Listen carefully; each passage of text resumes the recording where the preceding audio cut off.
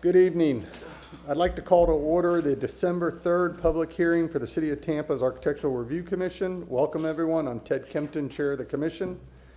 If you are here to present a project, you will have limited time to make your presentation, so we suggest being thorough but concise. When coming to the microphone, you will need to identify yourself and your relationship to the project. The commissioners will not ask any questions during your presentation.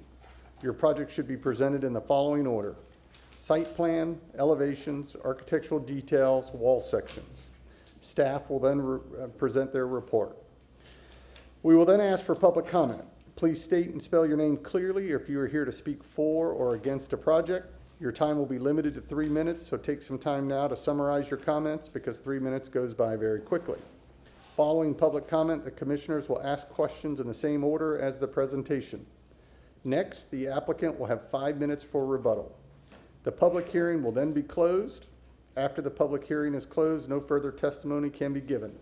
The commissioners will then discuss the case and will make their decision based on Chapter 27 of the City Code of Ordinances, the design guidelines, the Secretary of Interior standards, Historic Preservation Development Review Committee comments, and the testimony given at the public hearing. The ARC can only act on items that are within our specific jurisdictional responsibility. Owner agents are independently responsible to obtain any appropriate permits and/or approvals. If you haven't already done so, please silence cell phones. And we will begin by introducing commissioners, starting on my left. Hi, I'm John Prokup. I practice architecture. Will Babcock. I am a alternate here today. Brian Hammond, architect. Dan Myers, architect. Hi, I'm Carol Post. I'm the public policy representative this evening. Tim Jones, general contractor. Okay, also in attendance, we have from city staff, Dennis Fernandez, Ron Vila, Elaine Lund, Jared Barnum, and our attorney, Dana Crosby Collier. Before we do the disclosure of conflicts of interest, I did want to take just a moment to welcome Commissioner Babcock. He's graciously volunteered his time and expertise to the commission as an alternate. Welcome. We look forward to working with you, and please, by all means, let the staff know if we can do anything to ease your transition here. With that, I'll go ahead and turn it back over to Dana for the disclosure of conflicts of interest and ex parte communication. Thank you. Dana Crosby Collier, City Attorney's Office. I'd like to inquire if any commissioner has a conflict of interest with any item on the agenda this evening. I do not. I'd like to just acknowledge no conflict, but I do have a professional relationship with one of the applicants for the 2809 North Central Avenue. We're both employed by the University of South Florida. I have no prior knowledge of this application or the process leading to it, and I have no special gain related to the application. Thank you. Thank you. And has any member engaged in any ex parte communication regarding any item on the agenda this evening? I have not. Thank you. Thank you. We have no continuations to act upon this evening, so we can move into the swearing. Anyone in the audience who's going to be presenting or providing any type of public testimony, if you could please stand and raise your right hand. Do you solemnly swear or affirm that the testimony being provided today is the truth, the whole truth, and nothing but the truth? I do. And with that, we're ready for our first case, ARC 26-00-00022, and Elaine will introduce that case. Elaine Lund, Historic Preservation Staff. The first item on our agenda this evening is located at 2809 North Central Avenue in the Tampa Heights Historic District. This is a contributing building and is in fact one of the oldest properties in the Tampa Heights Historic District, being the home of a member of the Robles family. The Robles originally owned a very large portion, about a mile by a mile, or a entire, a very large, stretching from about Florida Avenue to Nebraska Avenue, I believe, section of the area where the house is located today, I'm sorry. The property owner of this house, the last member of the Robles family who lived here was a judge. And the property has evolved over time, so you will see that a bit in some of the presentation as I move forward through it. The application here tonight is for an addition to the primary structure, which includes the enclosure of a porch on the north elevation, the installation of solar collectors, and of course, site improvements. So with that, I will move to the photo presentation. You can see the subject site shown in green on the Tampa Heights Historic District map. The red outline is our local historic district boundary, and the blue outline is the National Register Historic District boundary for the Tampa Heights Historic District. The property is located north of Columbus Drive and south of Robles Street on its north and to the east there. This is the present day aerial map. I'm showing you this first instead of the Sanborn map. But you can see here how the building is, again, located on the east side of Central Avenue. Columbus Drive is to the south on that side of the block, and Robles Street is to the north on that side of the block. You can also see where Forest Avenue and Gladys Street intersect with Central Avenue there. You can see the interstate just half a block away to the east. This is the 1915 Sanborn map of the area. This is the earliest Sanborn map, unfortunately, that we have showing this area of the city of Tampa. Prior Sanborn maps only went as far north as Columbus Drive, which was then called Michigan Avenue. The property, the red arrows pointing to the building, and that's the subject property tonight, and the green outline is showing you here, is showing the section of land that was owned by the Robles family at that time. So they this house did sit on the entire length of the block there. The area was divided up a little bit as we go through history, of course. And today, the subject site is only the parcel area for the subject site is only the boundary shown in green that's in front of you now. Here, what you're looking at on the left is the 1915 Sanborn map again, and on the right, the 1931 Sanborn map, just showing you the footprint, the height of the structure, and the location of some of the open porches in the areas with the dashed lines, and the solid lines, of course, are the solid walls for the building. The numbers indicate the height of the structure, so you can see that this was a two-story dwelling with a one-story porch that on the left side early on was wrapped by more along the south side, and as the building changed and was adapted for the needs of the family, then the wraparound porch grew around to the west side of the property, and the entrance of the house changed to face Central Avenue. This is the west or the front elevation of the house as it sits today, facing Central Avenue.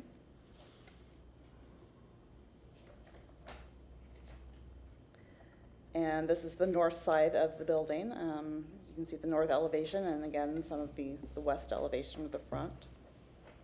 You can also see the existing accessory structure in the rear. And you can see a little bit of the porch that's going to be the subject of tonight's presentation. The two-story porch on the north side of the building there. Here we're looking from the south.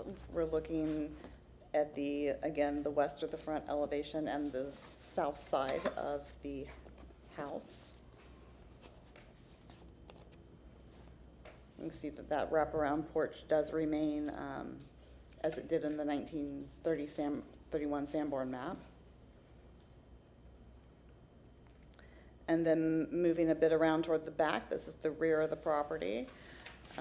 So we're looking at the south elevation still, but also with the east or the rear elevation here.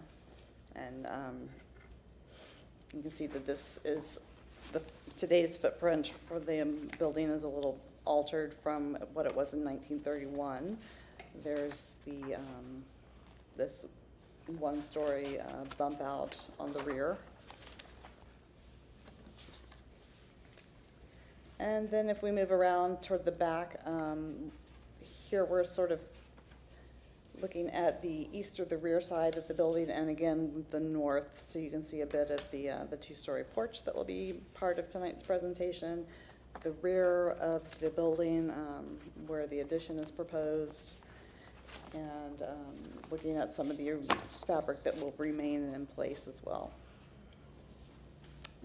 And then this is sort of a tighter shot of that porch area on the north side. You can see the staircase leading up to the second story landing, and note some of the the open rafters and the columns that make up that porch fabric. Moving around to the north of the property, this is the non-contributing, more recent construction on just directly to the north. On the south side of the property, there's the Buffalo Soldiers Field, still an open field today. So this is the open site that stretches all the way back down to Columbus Drive. This is looking across the street at one of the contributing buildings in the historic district, directly to the west. This is the view looking north along Central Avenue. And the subject property would be just to our right. And then here we are looking south on Central Avenue with the subject property to our left. And you can see the extent of that, of the subject property there with the wood fence in front of it. So that completes the photo presentation for this application, and at this time I'd like to ask the applicant to introduce himself and present the request. Thank you. Good evening, everyone. My name is Adam Fritz. I live at that house that you guys have had an opportunity to see. I wanted to thank you for this opportunity. My wife was supposed to be here presenting with me. Unfortunately for her, she's in DC. So I at an AIA event. So today I get the opportunity to talk to you. I apologize, I'm a little bit frazzled now. I'm being a single dad for a day. It's not easy trying to make sure that I had a ride covered for my son to go to soccer and my daughter to do her drama competition. So I'm going to try to go through this and let you know that hopefully today, this will be a culmination of a 16-year dream. I decided to get married, buy this lovely house, and then have a daughter all in 1 year. So every time someone asks me, hey, how long have you been in the house? It's great because my daughter just turned 16 a couple weeks ago. So I've been trying to get this house and maintain this house and respect this house for the last 16 years. We knew we had an opportunity when we got to move into this house that this would be something that we could be proud of as a family. We love Tampa, we love Tampa Bay, we love being here, and being part of this history is something that we don't take lightly. So we're very thrilled to be here. And the reason why I'm saying it's a 16-year-old dream is because when we got it first inspected, the inspector said, well, the good news is still standing up. The bad news is as long as the termites keep holding hands, it'll stay standing up. So this has been a labor of love for a long time now, just trying to keep the structure afloat and keeping it up to date. Now, one of the challenges with having a historic structure, if you look at the edge here, this is a site plan. I'll kind of come back and forth to this, but The good and bad for our site is that we have a tremendous amount of southern exposure. Sun rises in the east and sets in the west. We have our building here, our home here, it has a tremendous amount of southern exposure. So that's great. The only challenge with that is that goes with that is that we eat up a lot of energy. There's a lot of heat gain on this. Obviously, the installation is not up to code. We have spent the last 16 years trying to do everything we can to reduce our electric bill and try to get everything down within something that we can afford. Our goal is to try to keep this into a manageable situation so we can keep fixing it up. The more money we spend on electricity, the less money we have to try to keep the house afloat. So so we've been here many times trying to get solar on this home. We went down a lot of different paths. We went down a path to try to get solar with a Tesla shingle, which was spectacular. We were very happy about that, but the Tesla fell through, and so then we came back here again in 2023 with a very similar design. And I'll kind of go through the comments that happened. Some of you guys saw this design similar, so we've readjusted it a little bit based on the comments from the previous administration, commission, and to try to respond to them in a very thoughtful way. So our electric bill in June was $1,200. We budget $800 a month for our electric. So as you know, electricity is not going to get any it's not going to get any cheaper, and so we really are trying to get solar onto our home so that we can be efficient, and we can also be more stewards of the land and try to make sure that we're saving energy and being responsible. As site overall, it is a very nice sized piece of property.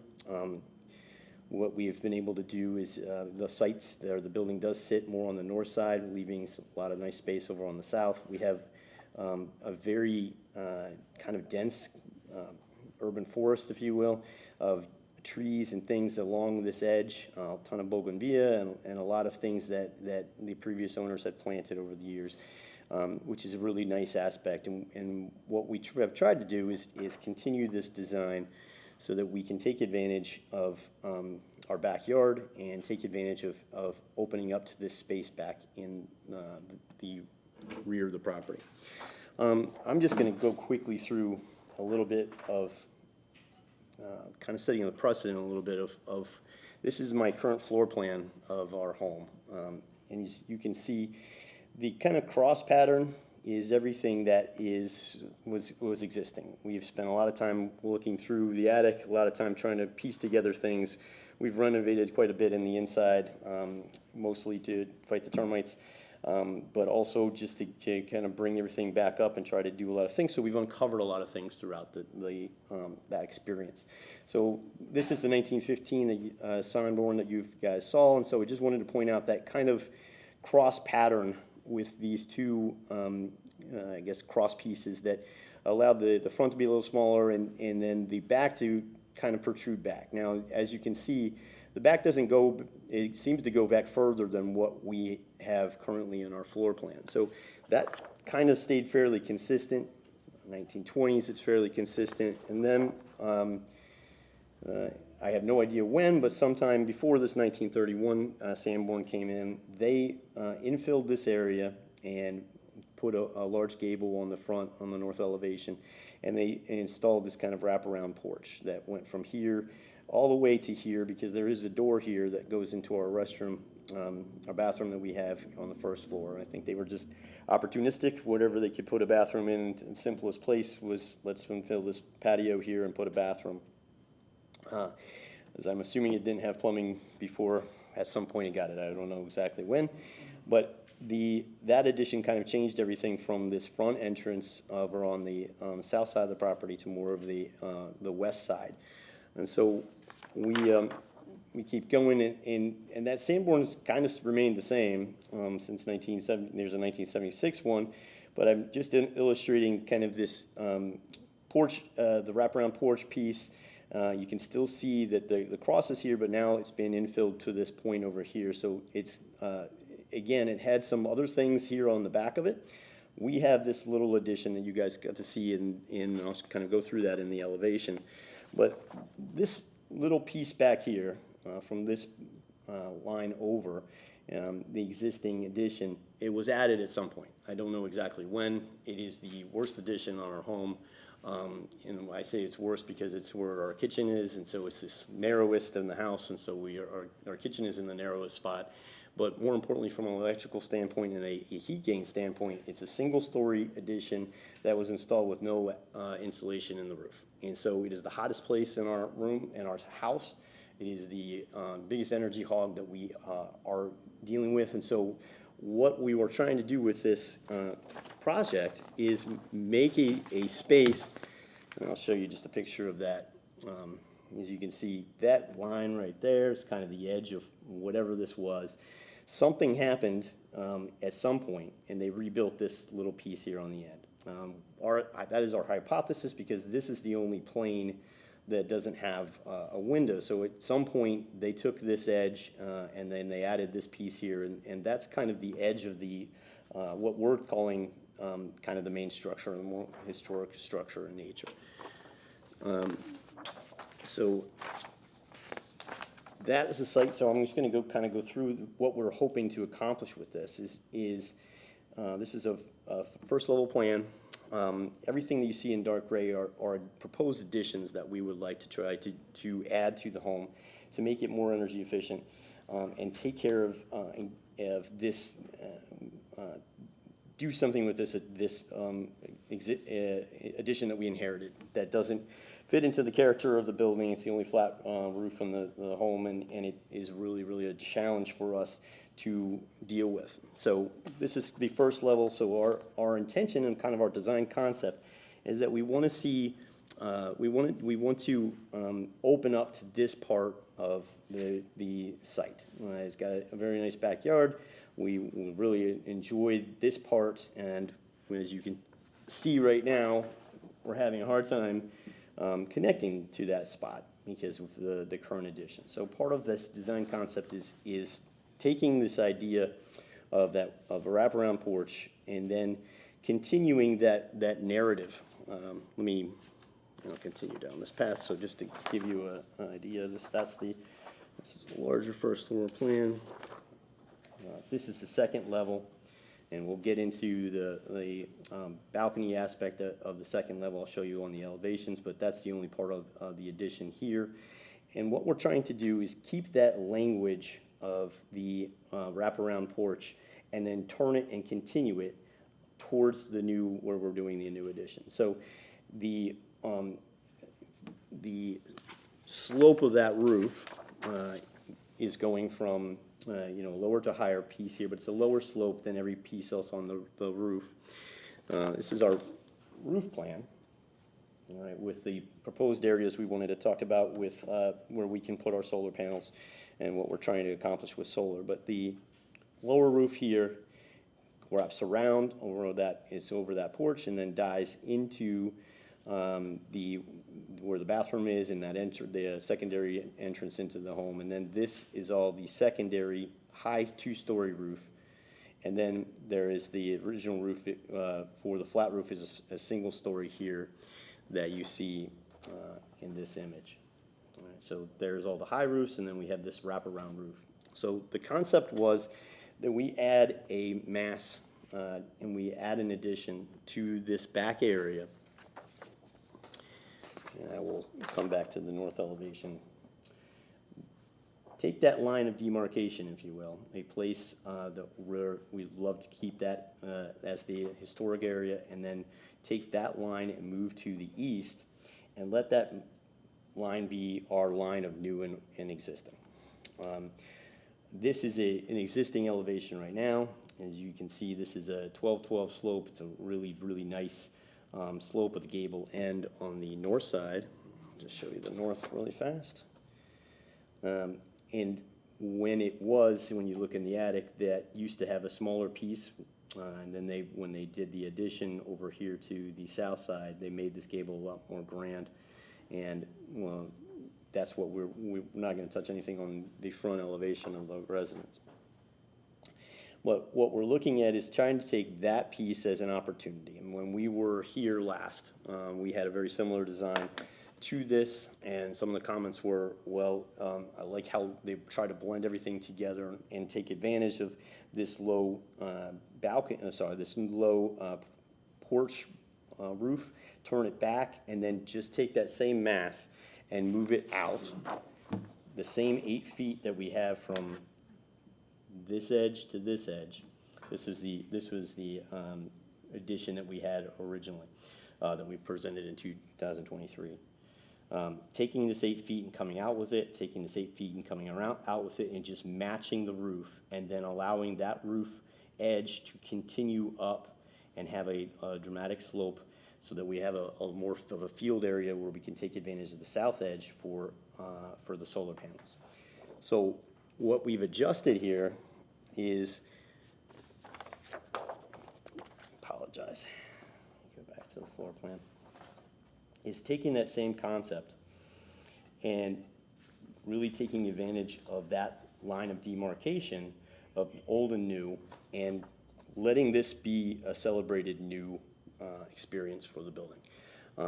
Some of the comments we got, sorry, didn't realize I was off. Some of the comments that we got the last time was we were trying to be very respectful, maybe to a point, of the materiality of the addition, and it seemed too much like the original. It wasn't standing out enough of the what we're trying to accomplish, of letting that addition be the addition. So we've taken that a little bit further and said, okay, that sounds good. We will adjust this and let these materials be a little bit different. Let that edge be that edge, and let that be a concrete fin, a piece of an element that will kind of frame these pieces. Let me go back to the plan.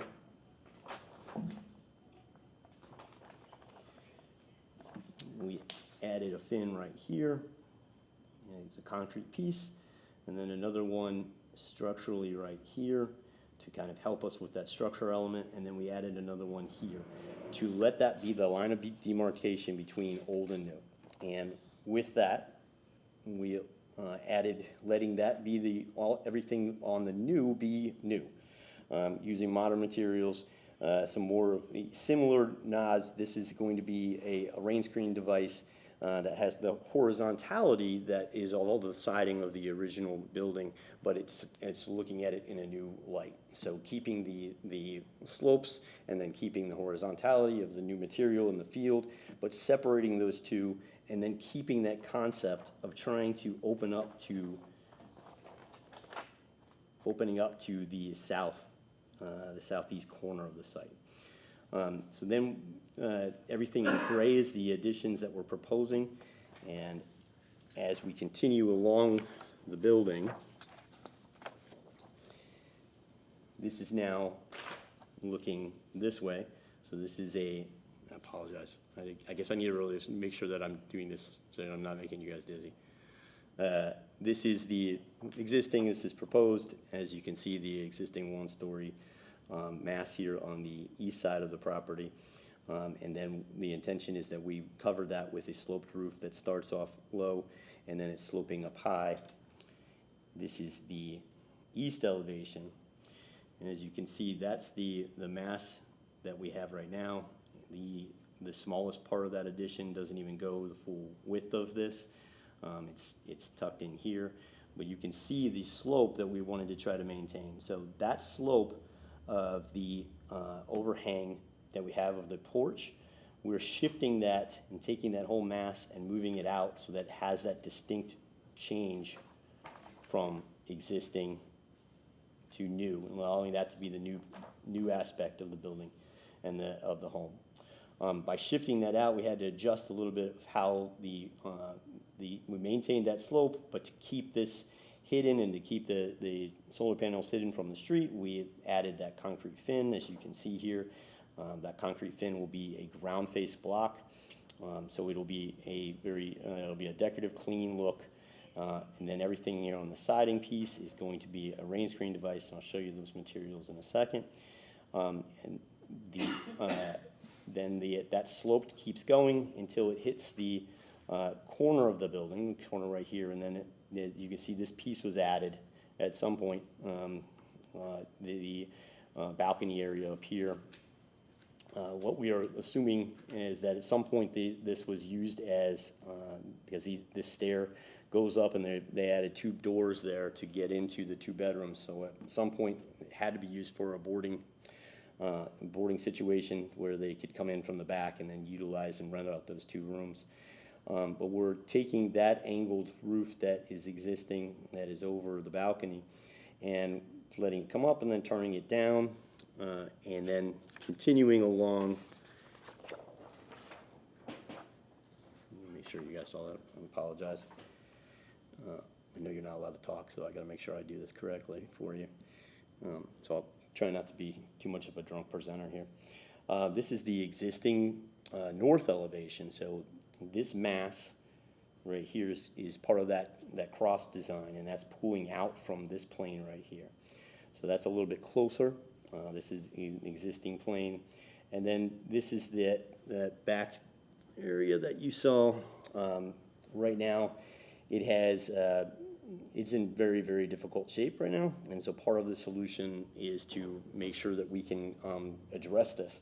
And we have some challenges here right now because my electrical box is on the outside of the home. Anyone could walk up and just turn off our power. That doesn't make me feel good as a father, knowing that anyone can turn off my power at any time. So the idea here is that we can take these spaces and then infill them similar to the way that the other side, the south side, had been infilled in the historic part. And what we're trying to do is to allow the columns that are here to run through and put that plane a little bit further back so that the columns remain true. These columns are not, they're different than the front of our elevation. They're the only place on the structure that has these, the home that has these columns are in this area. So that is the intention that we wanted to do here. This is just a back section of where we're headed. What we would like to do, it's a section cut right through here. It is when that wraparound piece comes around and then steps back, but it's just shifted the same 8 feet that we have in the floor plan. So our floor plan is here, and then that same 8 feet from this plane to the edge of the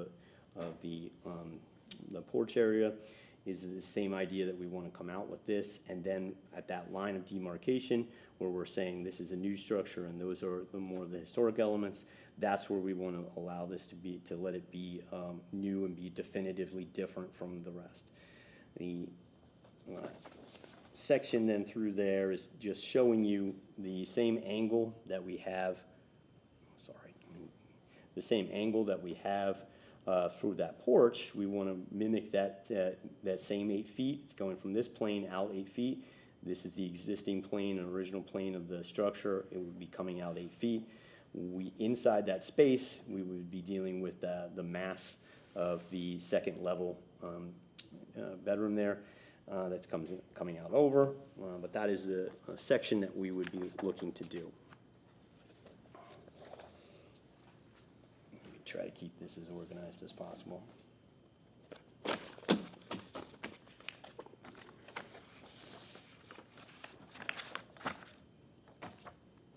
Relatively speaking, of course.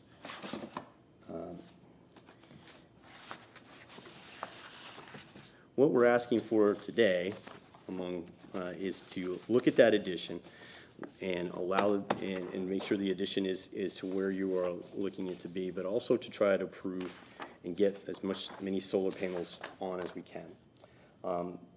Dennis can elaborate on the state law. Solar panels, there's a state law that does not allow, that allows homeowners to make sure that they can get solar onto their home because of the energy situation that we are dealing with. But it states that you can have solar panels, and the entity that you are can advise where these solar panels are. We wanted to be as respectful as possible with that. So when we look at this roof plan, we have divvied up different areas and different zones where we can take advantage of that. It doesn't do much good to have any solar on the north face, but that southwest corner is a corner that we would like to take advantage of because that is the hottest corner of our home. We had a 67, we had a laurel oak that was on our southwest corner of our property that unfortunately was diseased and it fell down, or we had to cut it down. And when we cut it down, our electric bill probably added about 30% to it because it was shading up our home in the southwest corner. And so since that moment, we've been really working towards figuring out ways that we can adjust this and make sure that this can be possible. So we are breaking this down into different zones because what we're at under that previous, last time we were here, we had an area here which is on the let's say that would be the east side of that ridge. And then we used this area right here also on the east side of the back of the house. And then we were putting some solar panels back here, which is behind the mass of this roof. On that small piece here. So we were able to get, there was no issues with those solar panels because we were trying to respect the view from the street. The view from the street has never completely been defined. Unfortunately, that's something that we've been trying to do and get defined and try to get solar on our home. This is just a breakdown of our home. These are not where these panels are going to be placed. We're working to get them placed with you, but the design called for 50 panels. We have to find a home for 50 panels if it's going to make offset the electrical and make it financially work for us. So the breakdown in our energy usage and how this all kind of works together puts us in the neighborhood of trying to find a home for 50 panels on our home. We're going to try to be able to do that with what we're doing here with the addition. That sloped roof goes all the way up. And then we're adding a open air canopy roof over top of the existing deck that's back there, and that we can try to take advantage of that to try to get as many panels as we can onto that. So part of this conversation is seeing and requesting that we take advantage of the southwest corner of the site, which is the part of the build that has the 1212 roof. And let me go to the site plan really fast. And that 1212 roof is a very wonderful opportunity for us to do the solar panels. Now the solar panels are going to be black. We chose our black shingle roof so that the solar panels would be in line and would be, and so that the solar panels would just kind of be part of that element and read as an element instead of trying to be something that's going to be stepping out. We had some conversations about trying to put solar panels on the porch roof, and we do not want to try to do that. That is something that we're going to try to avoid at all costs. How you perceive things as you walk down the street, you only perceive the top first 18 feet as you're walking by a street. When you're driving, you perceive even less. So what we're trying to make sure we do is that we don't put any solar panels on the lower edge, but rather put them up here on the area of the home that's up here on the top, which would be the best place for solar panels because it's the southwest corner of the structure. So that's area A. We've labeled each one of these areas. The area D and area B and area C have already been approved under separate contract or separate piece.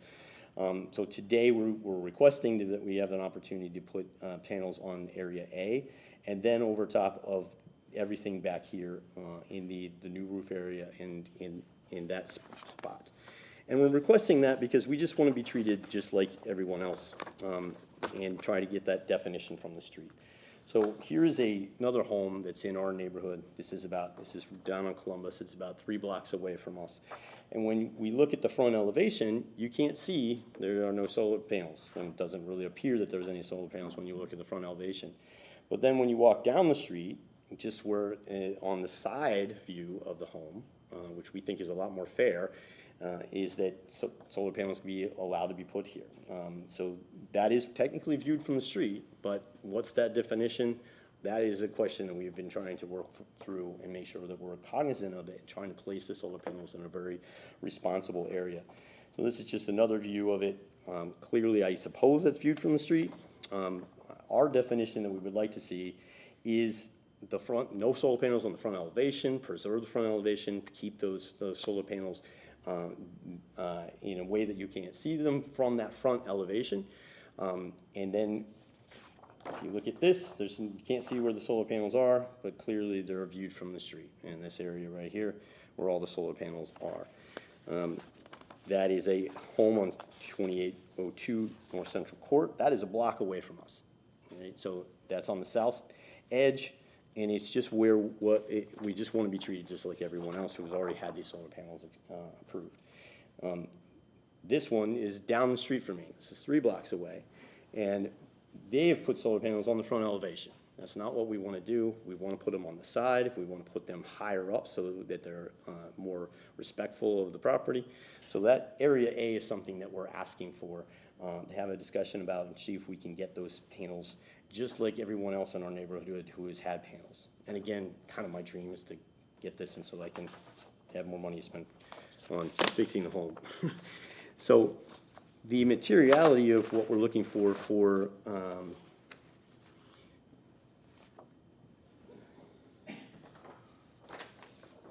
again, I'll just let area A is the question that we would like for you guys to have a ruling on and to allow us to do that, similar to some of the other homes that are in the area.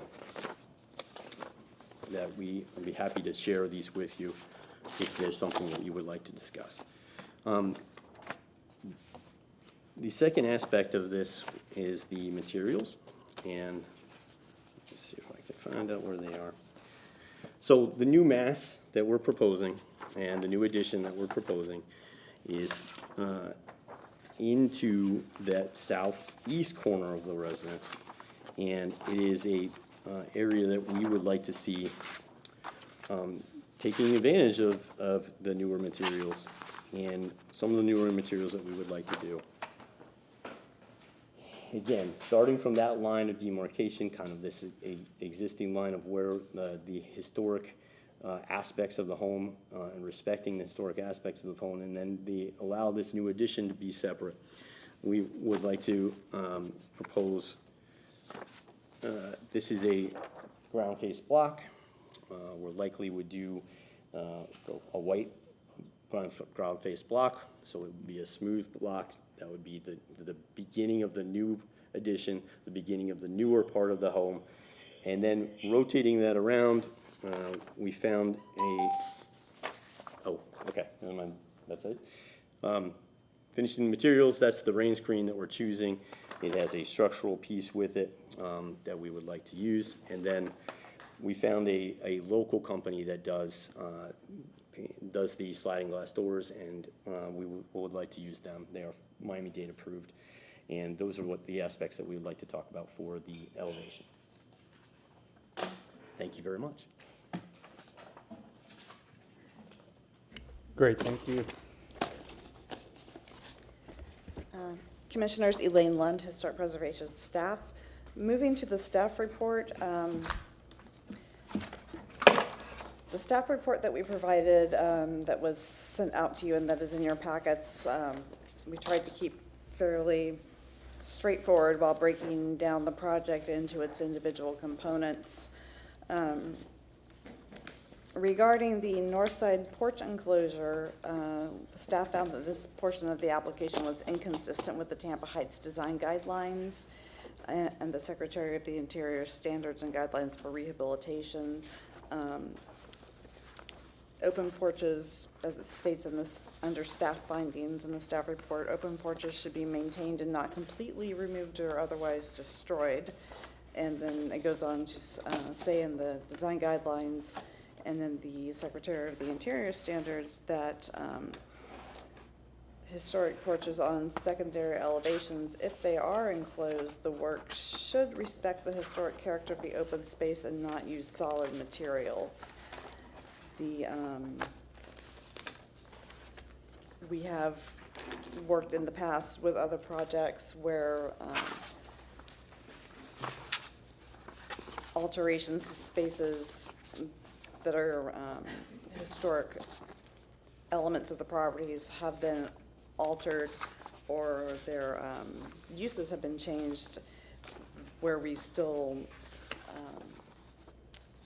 have been able to find solutions that express the historic character of, what that area of the building was, whether it be an open porch or a window opening or something similar to that. Regarding the remainder of this project, the application, we found it to be consistent with conditions with the design guidelines and the Secretary of the Interior standards with conditions. And those are outlined on pages 6 and 7 of the staff report here.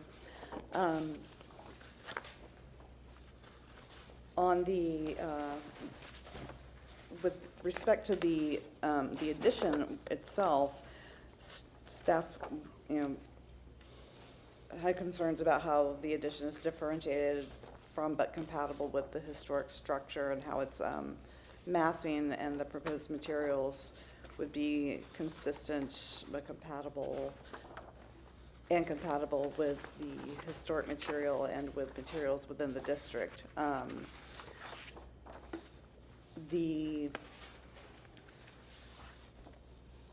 As far as the solar collectors are concerned, we were able to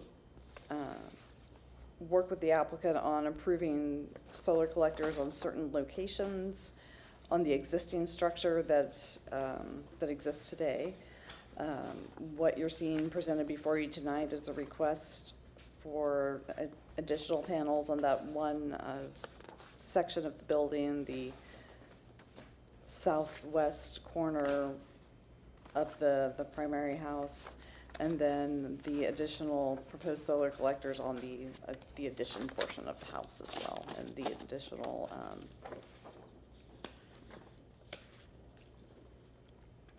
the additional support structure for the additional solar panels.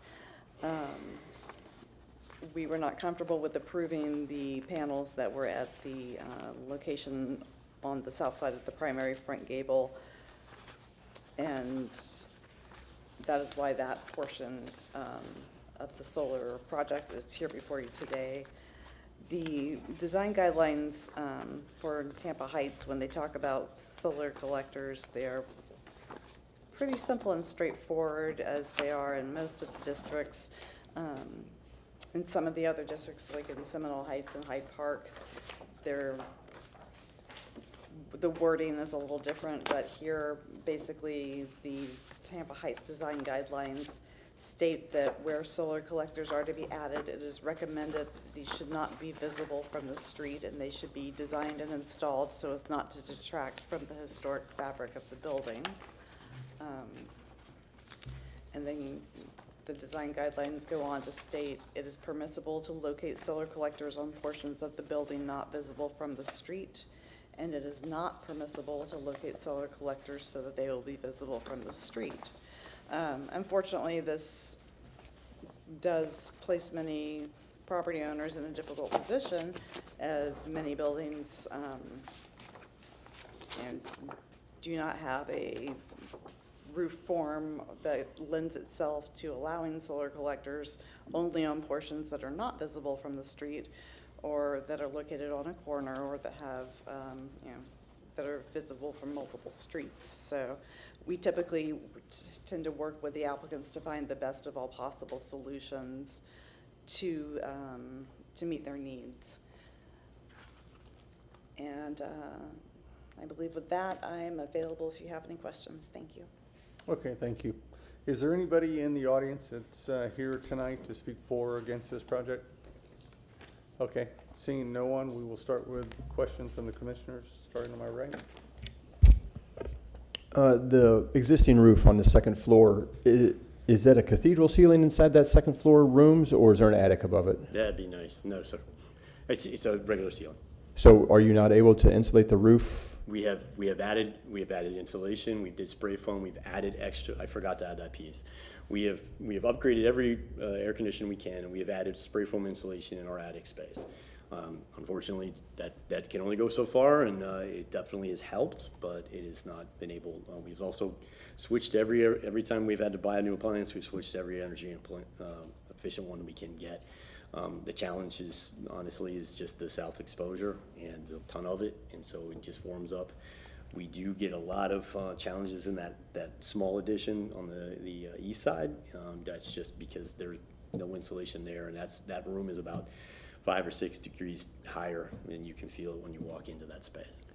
So, talking about the addition in the back, you're proposing to put a new roof line above that. Have you done any type of energy studies to show how that's going to impact your energy consumption with putting that new roof over the top? I haven't done a study per se, other than we'll get to be able to build a roof per code, which gives me, and I'm going to add extra insulation into that, because I really want, it'll be we're going to put that insulation on above the deck, and I'm going to add some more than the code minimum, because I know our challenges that we have in front of us, and so I want to make sure that I'm being taking advantage of, if we're building something, I want it to be very, very energy efficient. So the 50 panels that you're currently that you're proposing is based on the existing conditions, not on the proposed new conditions. Is that correct? That would probably, yeah, it's definitely based on the existing conditions. I mean, obviously, that's only one piece of our home, but yes. Yep, okay. It definitely would be, it would definitely be a lot more efficient if we get to when we put the addition on. We will have, obviously, incredibly more energy efficient because of the modern materials and all of the glazing that's got all of the SG coefficients, solar heating coefficients that go with it. So yes, sir. Right. So you're also stating that on your site plan that you're going to put a rear canopy on the back that also has solar panels. Yes. Is there an ability to extend that canopy to put more panels on the rear?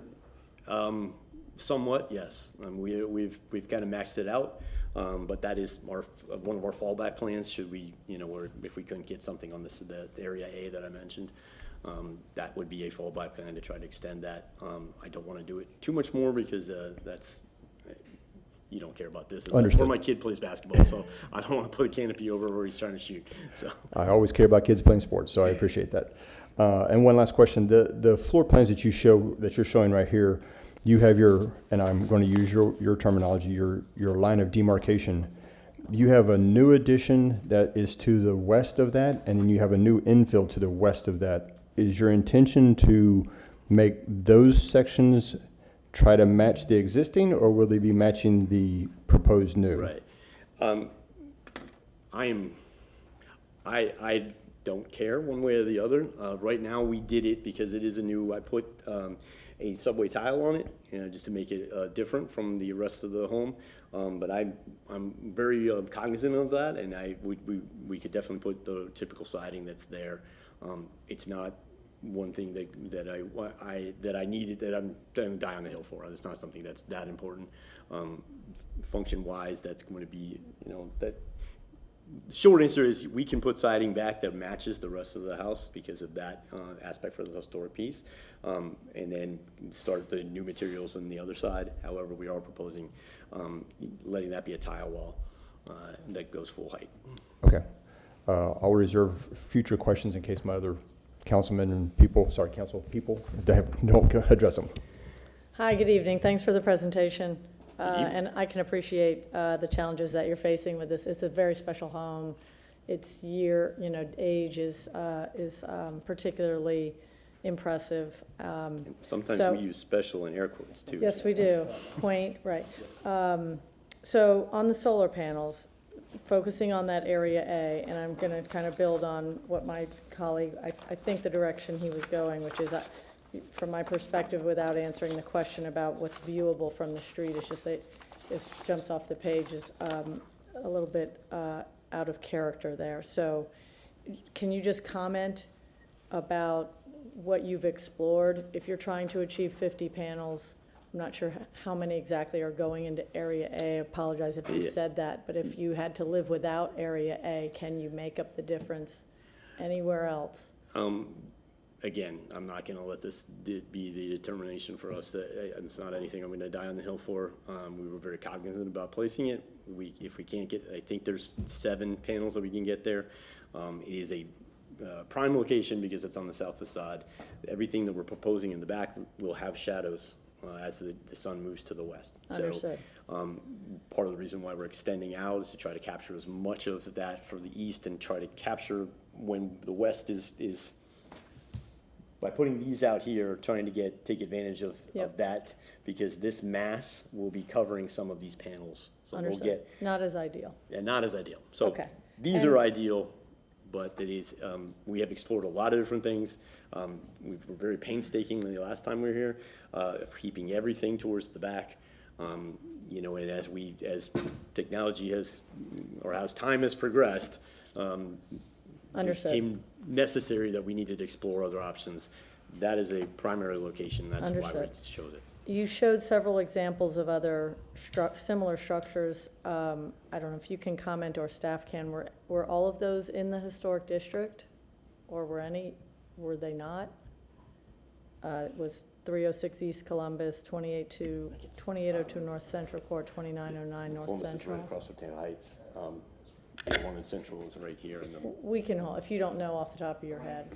I just think, Elaine Lund, Historic Preservation Staff. I believe the projects that the applicant showed were all within the historic district, yes. okay. Thank you. And so let me just jump then to the north side porch enclosure. So being, recognizing that staff has found that not consistent, can you speak to how this project would proceed if that aspect of your improvement were not approved?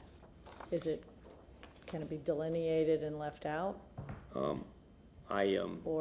Yeah, absolutely. or modified in a way to meet staff's Yes. expectations? We did modify it from the last time we were here.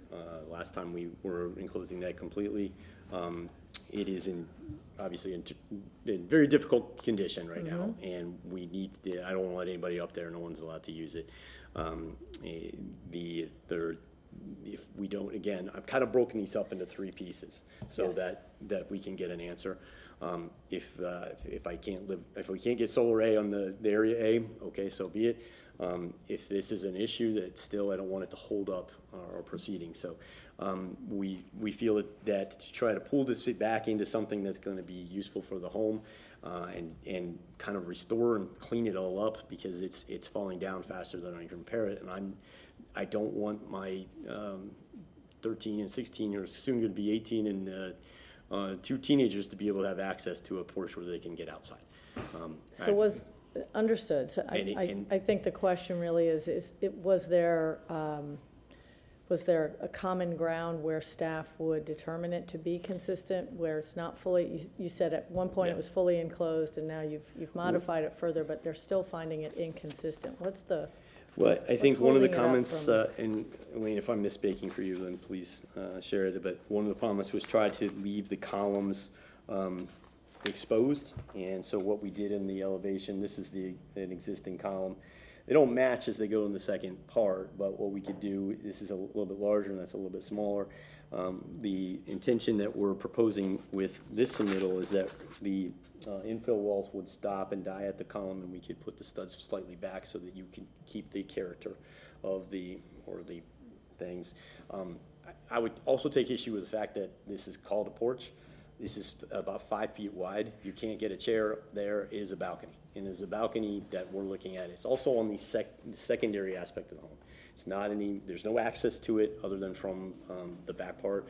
There's nothing that we feel that it is, and it's also hidden behind the main mass of the structure. And we're very cognizant of maintaining the historic facade, and that elevation from the street. We look at the street as being paramount, and then which is why we're kind of looking at how we're making a demarcation into something that's going to be a useful piece. So the intention, or at least our proposal to try to compromise, was to allow the infill to come and allow the columns to read all the way through.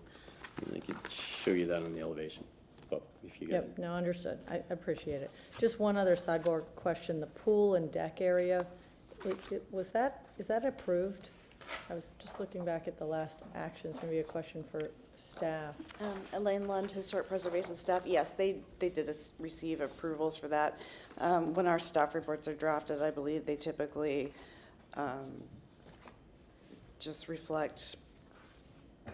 ARC-related The- content, yes. sure, no problem. Okay, thanks very Applications much. are I'll also reserve We made it a very future historic questions. pool. Understood, thank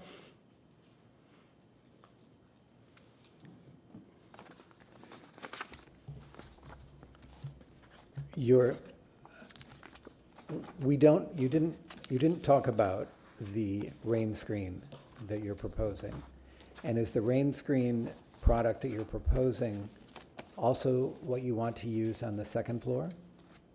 To No, enclose that the would porch? be- That would be the historic siding or the same siding that's around the other three sides of the home. Okay, and if you enclose, and the second-story porch dates from when? Is it, that porch dates from when they decided to turn it into a rooming house? And so that was sometime in the 30s, in the 40s, in the 50s? Do you have any? I mean, Looking at the. When was it, when was it present? Please, refresh my memory here. Yeah, well, I have no idea, is the short answer to that question. You could argue that it shows up in the Sanborns as let me see if I can find those real fast. It was there in the 76, that might be it. I don't know if it is there in its present form, because it looks like it's been rebuilt. A lot of some of the balcony pieces, let me see if I can show you. There's something that kind of gave us a clue that this might have been something that was been rebuilt over time, is that's a hangar, as Right. you guys all know. Don't think they had that in the 30s, maybe they did. Again, if I'm wrong, I stand corrected, but when this thing was added in its current piece to allow the stair to come down and feature as a balcony to entrance into those spaces, I couldn't tell you exactly when that was. Was it there in 1930? Is that the, Let me find that sample. There, it's possible.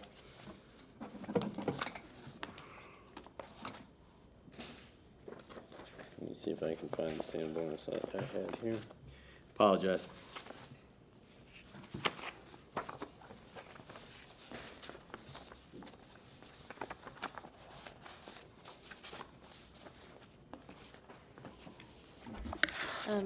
Elaine Lund, Historic Preservation staff, if we can move to the visual presentation from the PC, if that can be shown on your screens. We have the 1915 and the 1931 Sanborn maps showing a two-story porch and approximately in that location at those times.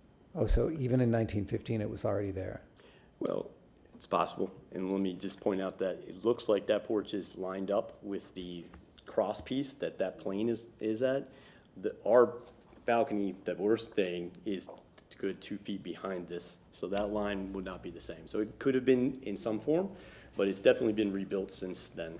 Elaine, can we see the photo from the north side?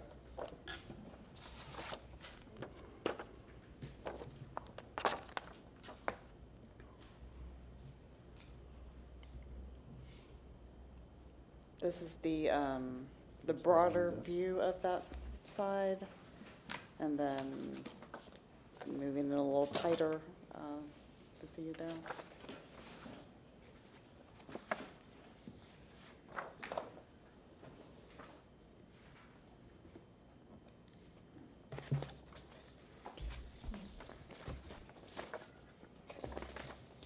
And why do you wish to enclose the porch? I wish to enclose the porch so that I can get some functional space back into our home, for one. For two, I want to rebuild something that's going to stand, and I'm concerned about the demolition by neglect. Obviously, if I have to put it back as a balcony, that's an expense that's going to be useless for us to do. I don't want to have those doors for my children, and I don't want to have that stair there any longer, because it's a liability for us from a safety concern. So what we would do is again, we would be infilling the area so that I can also protect my my electrical panel, which is on the outside of my home right now. So that part of that infill piece would be that first level. and filling that so that my electrical panel is not exposed to the elements and to someone just walking up and Can shutting you down. put the proposed elevation back up for the north side, please? Yes, sir.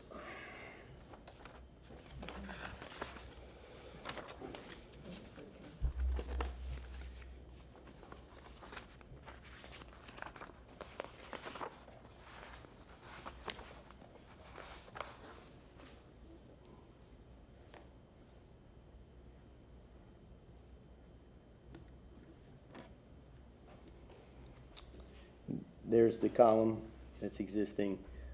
This is the part of this where the electrical panel is on that facade. This plane is out in front. This is the second level that you saw in the pictures. And that what we're proposing is infilling here, allowing that column line to kind of go through on that elevation. These will also be match the profile of this existing siding.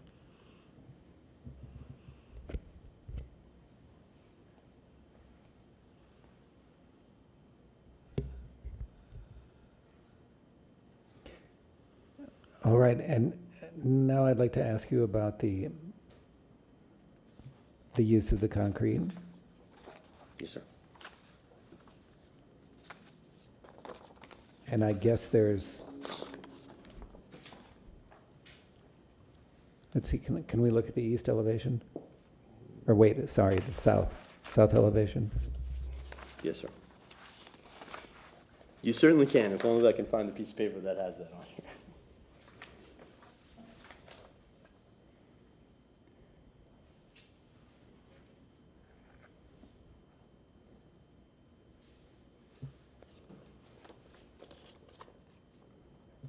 That concrete fin is, the edge profile is right here. We'd use it as a structural element to support the mass on the second level mass right here, and also to be that starting point for the rotation around.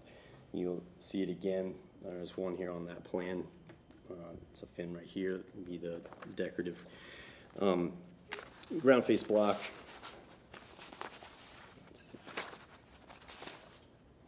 I can just show you on the plan quickly, unless you'd like to keep looking at that, sir. Okay, I have no further questions. Thank you. Thank you. I have no questions. Follow. I think what we're all having a little bit of difficulty is especially with that infill of the porch, is the lack of transparency of it. Not what you're using it for, or not why you're doing it. It's that, and it needs rebuilding, it needs reconstruction. Could that addition, I'm calling it, well, could the Yes, sir. infill be much more transparent and kind of reflect the negative space that an existing porch has as part of the main geometry of the house? I think it's the solidity of it that has everyone up in arms. If it's transparent and it has a lot of glazing in it and it still respects the geometry of the porch, I don't think we'd have as much a problem with it. Is that possible for you When to you do? say transparency, you'd like to see glazing, is that what you're referring to? Lots of glazing. Okay. I'm asking, it's a question. Yeah. Is that a possibility in your reasoning for enclosing it and capturing that space and getting rid of, the possibility of your kids escaping in the middle of the night to go party? Sure. It makes my kids really bad here on this story, I'm sorry. I did it too, okay? But is it possible to make that addition just much more transparent so that it reflects the current geometry of the porch and the depth of space that's still observable between the protruding gable end with the four symmetrical windows, and then there's a recessed transparent space behind that, whether it's porch, whether it's enclosed in glass, whether you're using it and conditioning it or whether not, you could turn that into a greenhouse. I don't care. But could that transparency be part of your aesthetic for that piece? Absolutely, it certainly could. Because I think that's the problem. Yeah, okay, fair enough. I really do. I would love to keep the proportions, the proportions of the windows would be very huge in that space. It's a very tiny area. The lower one was, Well, we wouldn't know. We're not telling you how big they have to be or what. That's your design exercise to go through. But clearly, I think it's a part of the objections and the reasons that they don't meet the standards from staff and staff comments in the staff report is that it's solid and doesn't reflect the transparency of what was there. It's understood that that porch is in bad shape, it needs rebuilding, the structure isn't any good. Yes, sir. But you can rebuild it back with column and horizontal pieces to reflect the geometry of the original porch, but put it back in a transparent manner. How you do that, what the size of the windows are, that's an exercise that needs to be gone through. We're not going to tell you that, but I think that's the problem with that infill of the porch right there. Then the other aspect, I think, of area A on the roof and the panels is the Remember, we're in the question. Yeah. Okay. Yeah, is the question is why you need 50 panels? And have you done I think a previous commissioner asked, have you done the calculations with all of the new additions of what your actual, energy usage is going to be in the future? And does that still require 50 panels? Or 50 panels is just to counteract what you need today without all the improvements that are in the project? And I think those calculations need to be done for us to say, yeah, we can give you that 50. Have they been done? The calculations have been done in current situations. My point with this would be that yes, we would definitely be increasing our home efficiency, and that's the goal for every time we touch the house when we try to do it. This is a small part of the overall aspect, so will it help us increase our energy efficiency by 10%, 15%? Arguably, you could probably say something along those lines, just looking at the mass of the house. Okay. So there could be some, to be honest, I don't know what that would be, other than I know that it would definitely help. And so, yes, we could, Yeah, okay. have less panels. All right. Now, can I get 50 in what I'm proposing right now? That still remains to be seen. Can I afford 50? I don't know if I can afford 50, but I know that if I have area A, I can start that process and I can take advantage of the best place to put that on. So honestly, I can't tell you to what number I could reduce it by, but I do think it definitely will help, but 50% probably not. It's just looking at the masses and the size of the addition based on the rest of the Right. I have no other questions. space. Yeah, go ahead. Thank you.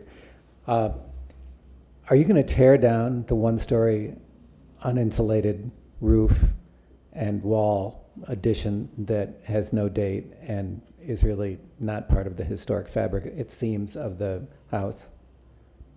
Eventually, the intention would be that the roof would be spanning over top of it, and that we could take it down at some point and then have more useful space inside the addition, and that with those walls not being there. So yes.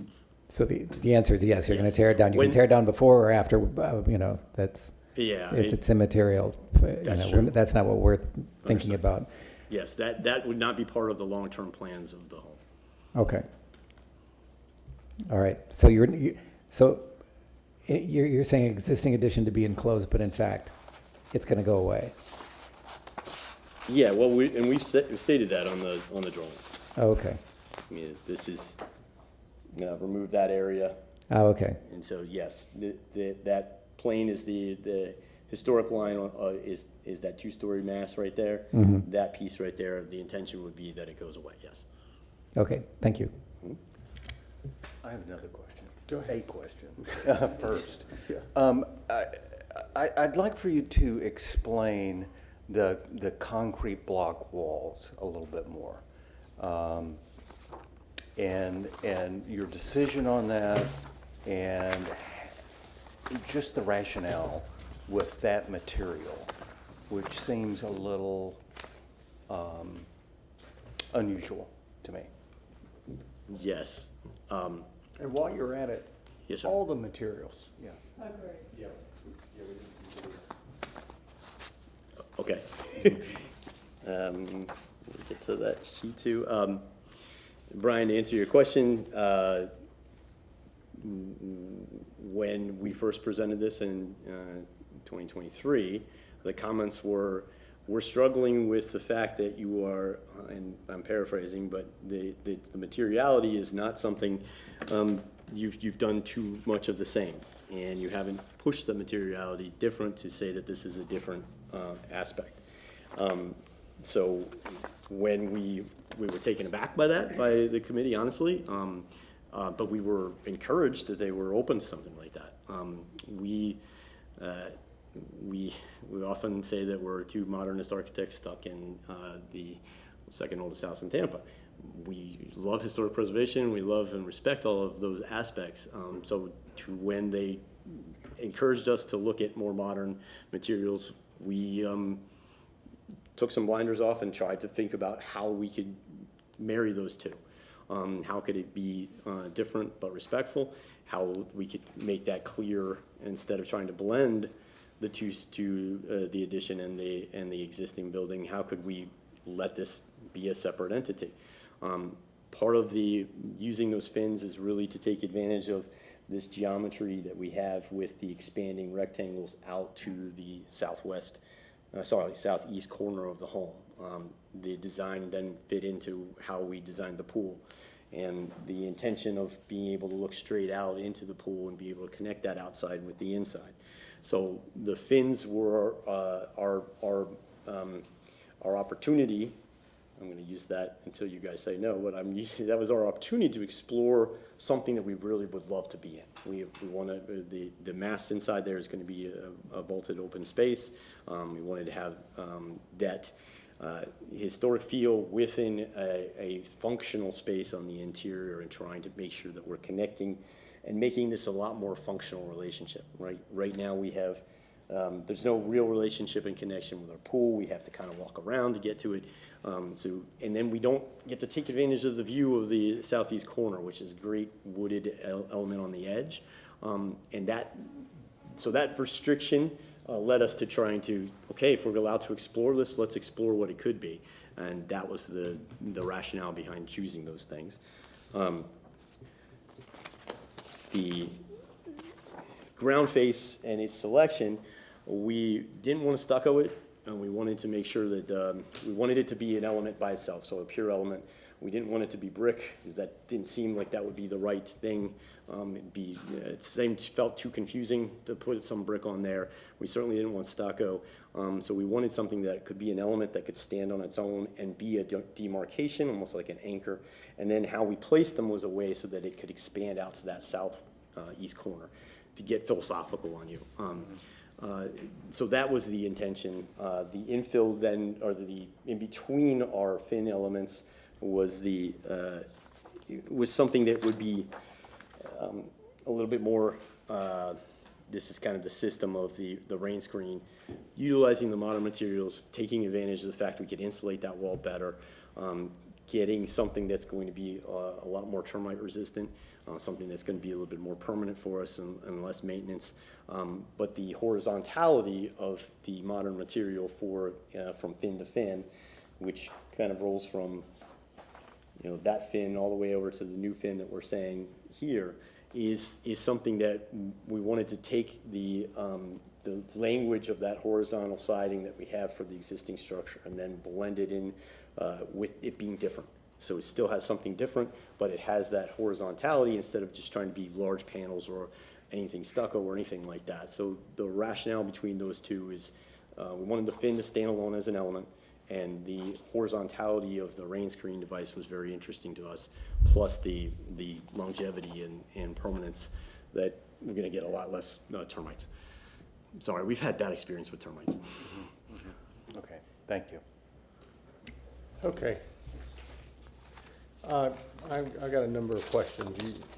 You've got a lot in your application today. Yes, sir. So I'm going to start with staff. The applicant noted like three houses that have the solar panels in the historic district. Were those staff approved, or were those approved at all?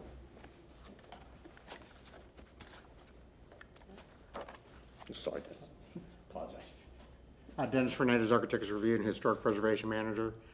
Solar is a tough challenge for us.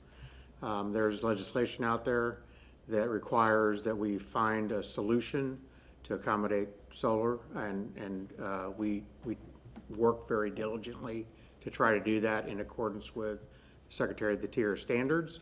Each project is, its own composition and orientation, so each one has to be evaluated and dissected. Some projects don't have alternatives. You have to place them in an area that is visible to the street.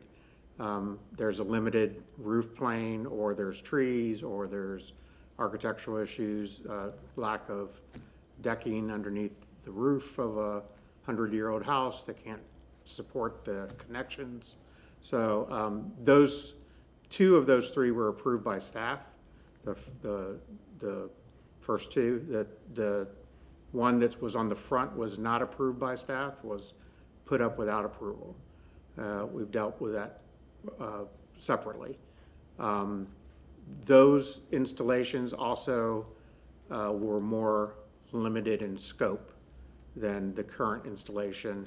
And at the time when we received the staff application for review of the solar for this particular property, we had already received a separate application for the addition that had additional solar incorporated into the addition. So being that there was an expanded plane of potential area for the installation, we felt that that front gable was an area that perhaps there could be an alternative to with the design of the addition. And that's why we limited our review on the parts that were not visible or Okay. not as visible. I'm going to stay on solar, but don't go away. I think this is a question for Dana. The state law that gets referenced, saying that entities need to make an effort to find a solution for solar, does it state a requirement or a quantity of solar?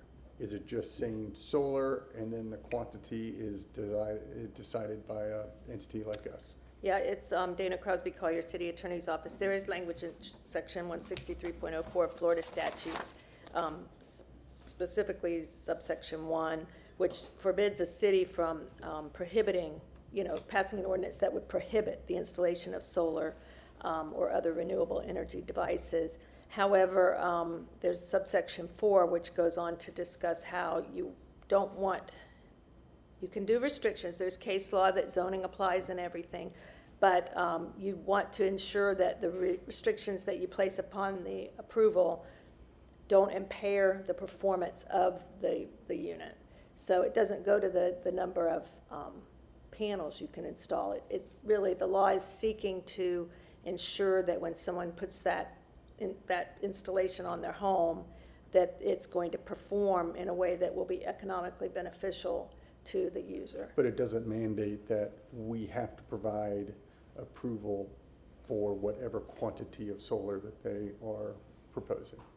No, it doesn't go to that degree, and I didn't find any case law on that particular issue either. It's just that the legislature wanted to ensure that whatever measures we implement do not drive the cost of owning and operating the property beyond the capacity of the private owner to maintain. Okay. So their concern is balancing local restrictions with performance. Excellent. Dennis, while I still got you up there, composite siding on a historic structure. I have a sort of definite philosophy on this that I believe is in accordance with the Secretary of the Tier standards, which is that a new construction needs to be differentiated but compatible. The board is in a position where you determine where that line is. I feel that composite siding as a material on an addition is an appropriate proposal, as long as it references back to the historic cues of the district.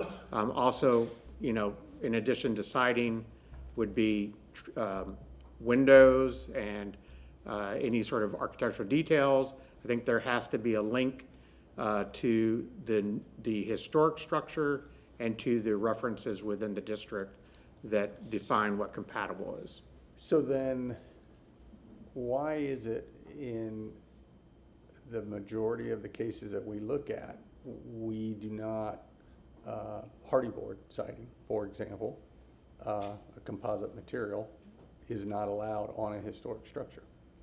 Because you could make the case that it cues back to lap siding and whatnot, but it seems like the policy is we don't put that on a historic structure. Well, the policy is On the original. yeah, on the original, well, you're also supposed to maintain original materials on the original Right, so structure. then on this project, I thought I just heard you said that as long as On this the is an addition. On an addition. But this is an addition, what he's proposing. Yeah, okay, so your stance is that composite material is not compatible. We're on saying this that addition. the rain wall configuration is something that has not been proposed on a residential structure. That's typically a very commercial Right. type of application, and that connection between residential and commercial with that and the concrete block and the storefront windows is not compatible. Okay, I just wanted that clarity. Yeah. That was my thought on it, and I just hadn't heard anything else. Okay, that's good. So now the applicant. I'm sorry, may I just ask one further follow-up for Dennis? Just to clarify, because your staff report then found the materials and consistent, but you're now saying not compatible. The No. only thing that was inconsistent was the enclosure. Right. You found consistent for the solar and the south elevations. Or did I misread it? The only thing is, Say the not is the certain north. materials such as storefront windows are not appropriate uses on the historic structures. Sure, I'm gonna come back to those, that Yeah. we will, but Consider ultimately historically you're- referenced windows in place of the storefront system. Consider an Yep. alternative to the horizontal tiles shown on the south elevation. So there, you know, we called out certain materials. The materiality was to demonstrate under the east and west elevations, to demonstrate the materiality is consistent with the district, because that's what's being proposed. So although we feel the form of the addition is compatible, the details lack. Okay, so for the applicant, I'm gonna stay with solar right now so we can finish this up. Can you put up, one is you threw up an electrical usage, I guess it was your solar contractor prepared that? Yes, sir. And I thought it said that you were gonna save 75%. Yeah, I don't think that I'm gonna get, let's see here. This, again, this, 50 is not the number I'm looking for. I'm looking for the areas where we can install. So, I understand. I don't know exactly where 50 will, that is the goal for this exercise, for them to figure this out. Yes, and 50 would offset 75% of the energy costs. Okay, and again, we've already stated that's existing conditions, not proposed conditions. Yes, Got sir. it. Now, put up and some of these questions are just for clarity, because we went Understood. So put up the one that shows where they're all going. And specifically, I think it was Area D had already been approved, Area C. It's already been approved. Is that roof on the north side, or is that facing the south side? Yeah, that roof is on the north side, and it's obviously not ideal. Sorry. See, Area C is right here. Yeah. So Area A is the one I'm asking about. Area D, Area B, Those have been approved under the last time we were Okay, here. so you would not be installing an Area C even though it was a, Well, I would probably have to try to get more Okay. panels. It's existing roof that I can use. Okay. So obviously the north, it's not gonna be the best, but you're gonna get some benefit from that. got it. Last question in regards to solar or alternative energy sources. Have you looked at any other source for power generation? Wind, glazing on windows, any other technology Well- other than solar? And by the way, I never saw a solar panel. I saw pictures, but I didn't know if that was the product you were proposing. Okay, I don't know if I have the cut sheet of the solar panel. It's just a black solar panel. So I can't speak to that other than, yes, I don't have that with me, I apologize. Have we looked at wind? Absolutely. The energy, the tax breaks go till the end of this year. So there's obviously an urgency for us to try to do this. The fact that we live in Florida, and I know that it's gonna be sunny 90% of the time, made it the most prominent, energy efficient way of doing it. Like I said, we've tried to do a lot of the things already that we could, but we're always looking for it. So are we open to wind? Absolutely. Are we open to other things? Absolutely. The glazing is a challenge. The glazing is extremely expensive. That's not something that's inside of our budget, but the addition, that's what we would be having very energy Okay, efficient fair, pieces. fair. I wanted to ask a question. All right, now let's move on to the north side. So put up the elevation again, please. And this is good to see first. So we got the 57 square feet. Now the north side. So looking at this, you've got 4 cubes on the north side, right? And the That's correct. bottom left is open existing wall. So the top 2, is that the 57 square foot area? Or is it the top 2 and the bottom right? That one right there is the 57, and I think it's 102 on the second level.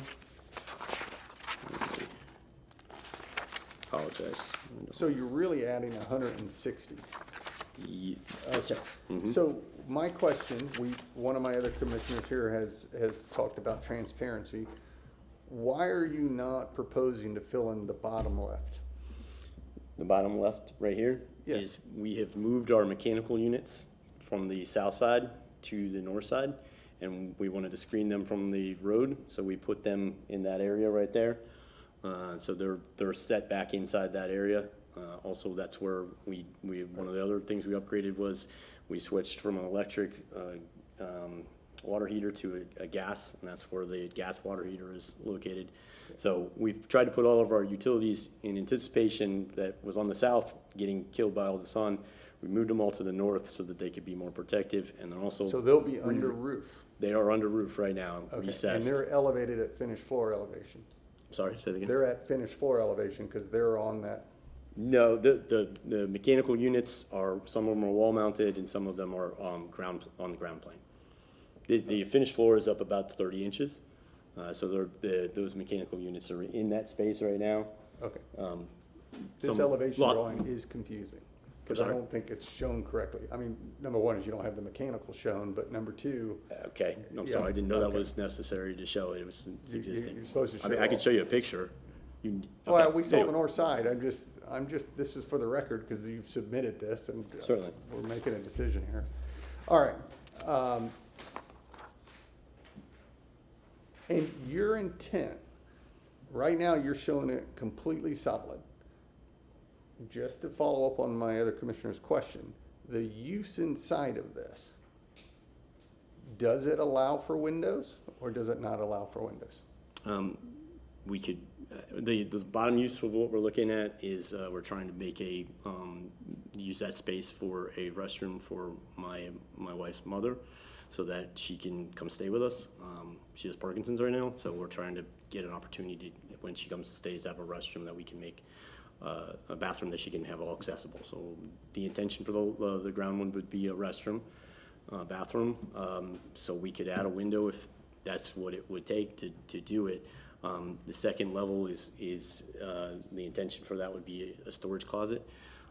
Our house, as you know the age, they don't have any closets in them, and so those are the 2 uses that we had planned for those spaces.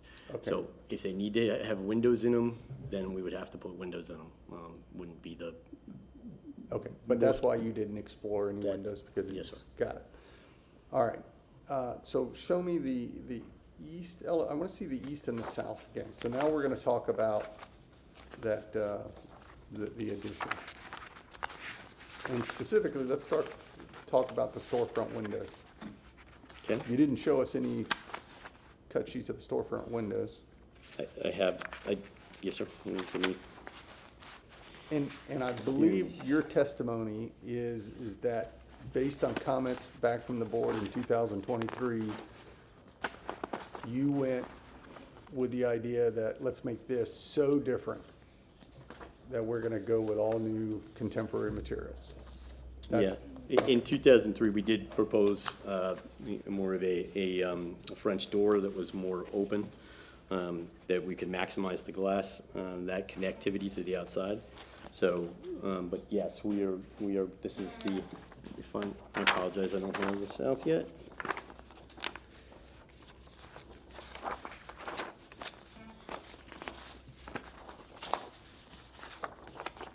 That's fine. While you're looking, on this east elevation, the raised area that would be in the foreground, that already exists, right? As part of the pool? Yeah, that is a deck. Yes, sir. But so that already exists. That's So- correct. So while we're talking about that, the existing house, tell me all the materials that are on the existing house. Obviously, we got wood siding, shingle roof. You have brick piers? We have brick piers. Do you Yes, have sir. any stucco on the house at all? There's no stucco in No the house stucco in the house. currently. This is, there are brick piers, and then there's a decorative open air block. That's the infill on the other Okay. spots. Sorry. No, that's all right. Apologize. It's-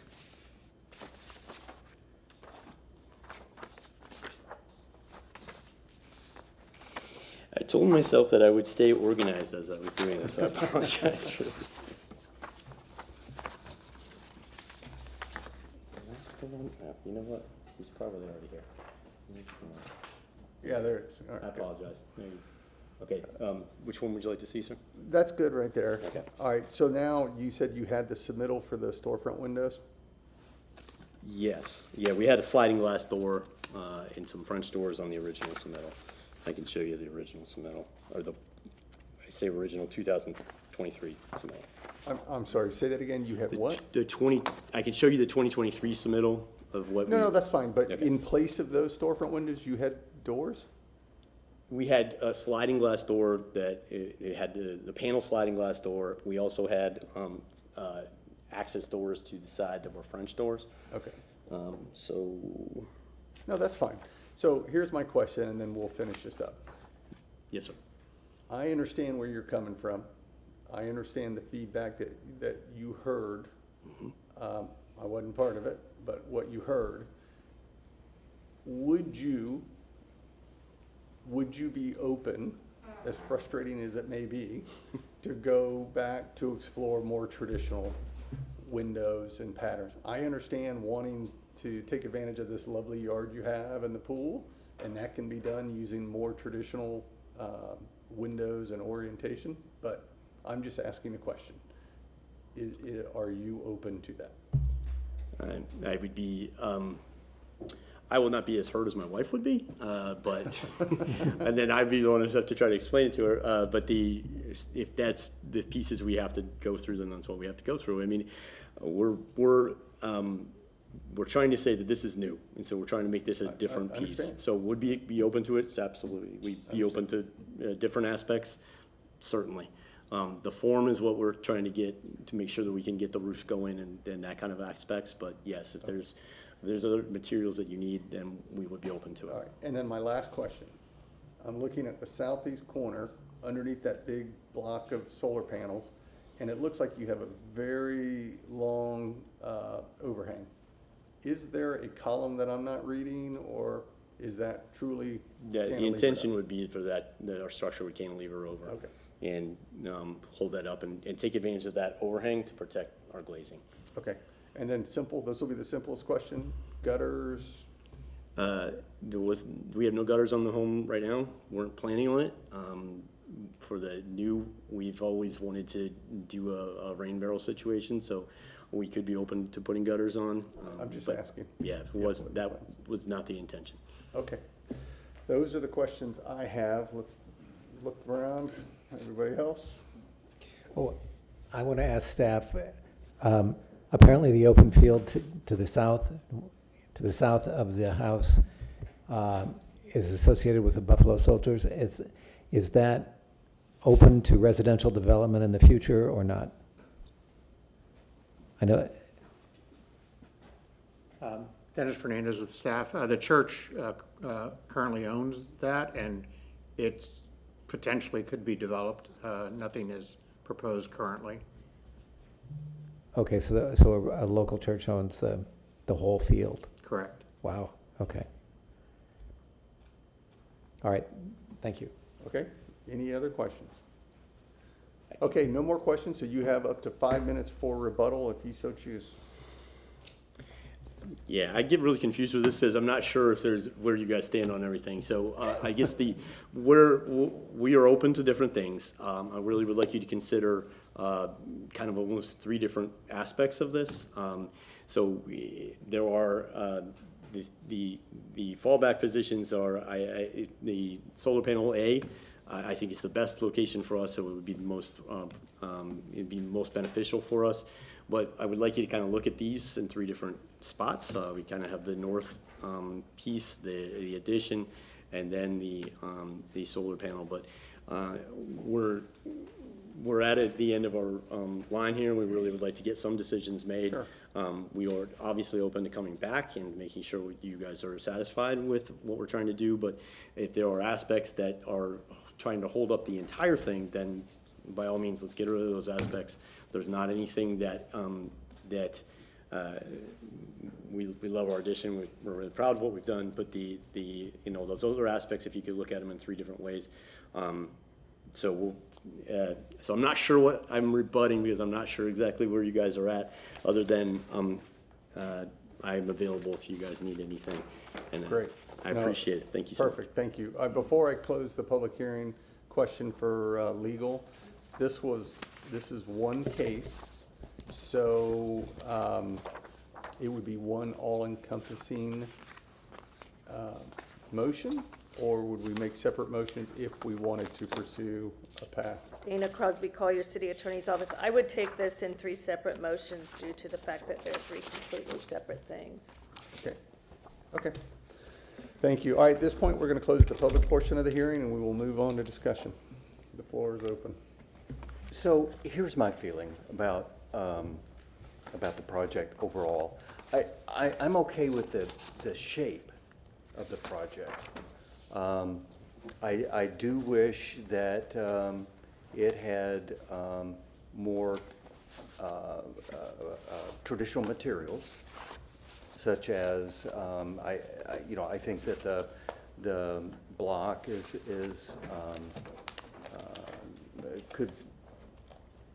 a little out of place. I think that the windows could be a more traditional style window. I think the differentiation would be, the size of the lap siding, and those kinds of details. I wish that it was a more traditional lap siding that was more historical, like a Hardie. I think that would be okay.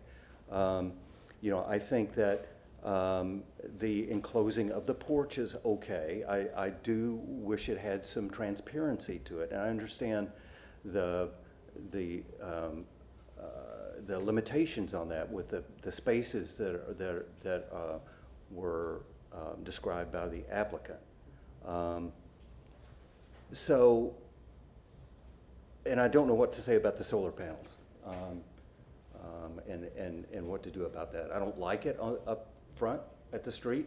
I would like to see, the exploration of adding some to, like, extending the the pergola that is proposed in the back. I mean, we didn't get a really good evaluation of that, so it's kind of hard to say one way or the other.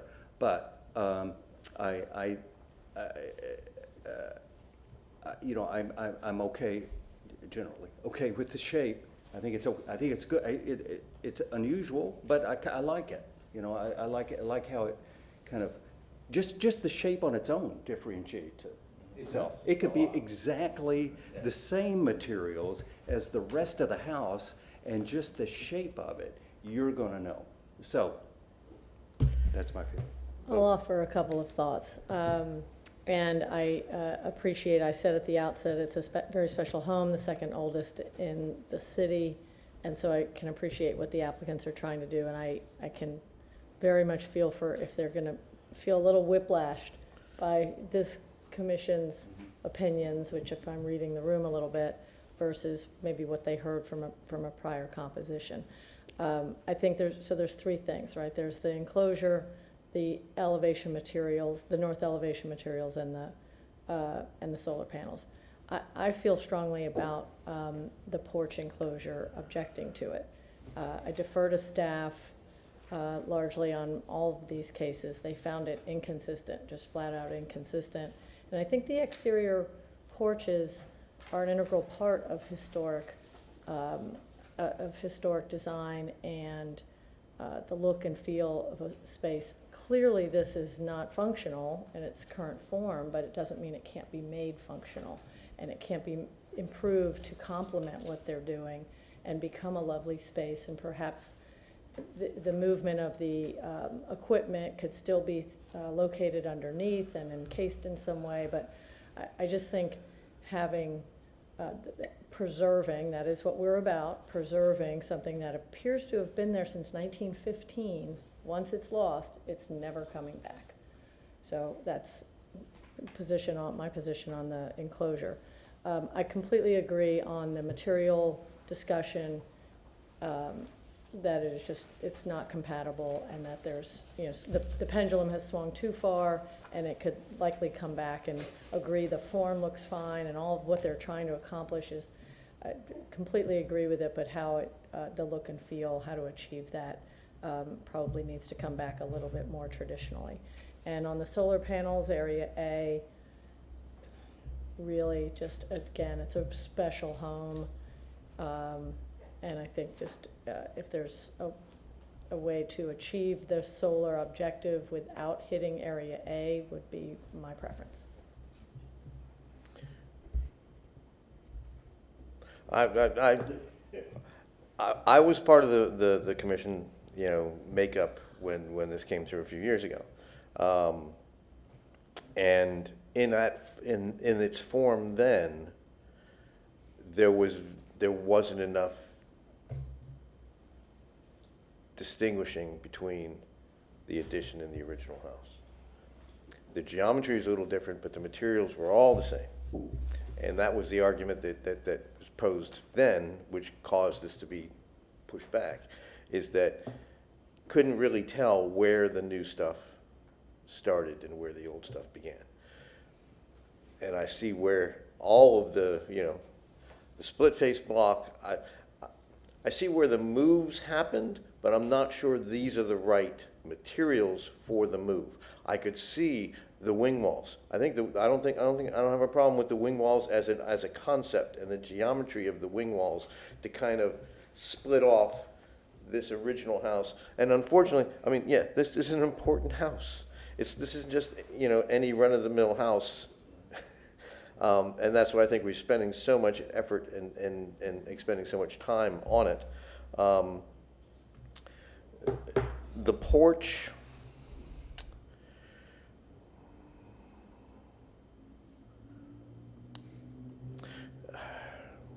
I've seen historic porches infilled, okay? Because the function needs to change. The house needs to evolve. The house has evolved over time, many, many times. And I could see it, but it needs to reflect kind of the original geometry that was there. And that was something that's recessed and transparent, some open space, not a solid wall. So I could see the porches coming off.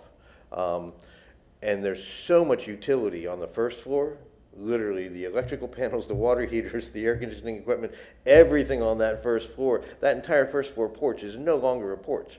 It's almost non-occupable. It's filled with mechanical equipment, and we don't want to see that. So we kind of want to have that screened away. Again, I do. I want to kind of have it screened away. I'm not going to speak for you guys. I'm speaking for myself. So the materials in the windows, I think, went a little too far. Yes, there were like, I think originally they were like those stacking sliding doors to create like an entire open corner in the back corner. And that was like too far originally. And we said, try something else. I've done storefront windows on an addition to a very important historic building structure in Hyde Park. And it flew with flying colors because they were the exact scale and proportion of the original windows. And the addition was a modern addition to a historic house. And there was a clear demarcation point because the addition was pulled away from the original house by a sliver of glass. So I could see the new materials, new storefront windows, if they respect, but these don't. These windows don't match or reflect the geometry of the original double hungs. Maybe if they did, if the sills were the right height, the widths were the right height, right width, that would reflect being compatible with the original house. I personally would like to see the addition pulled away and not smacked up right against the historic portion of the house. And we've had other proposers come in front of us and say, yes, we're putting like a sliver of glass there, a long piece, so the addition is pulled away, and that also that the addition can be taken off the main house 20 years, 30 years in the future by the next person who buys the house. This whole addition could be taken off and the original house is still intact. And a piece of glass or something separating it. But the panels, honestly, again, I think the evolution of historic houses, I don't want to see Part A, I don't want to see Zone A, unless that's needed to make the system work. And we don't know that without calculations. Calculations haven't been done, and I think a thorough evaluation of what the actual energy usage, and it's possible, you can do that. You can run calculations on the R values and whatnot of what you've prepared and what you're preparing the additions to be.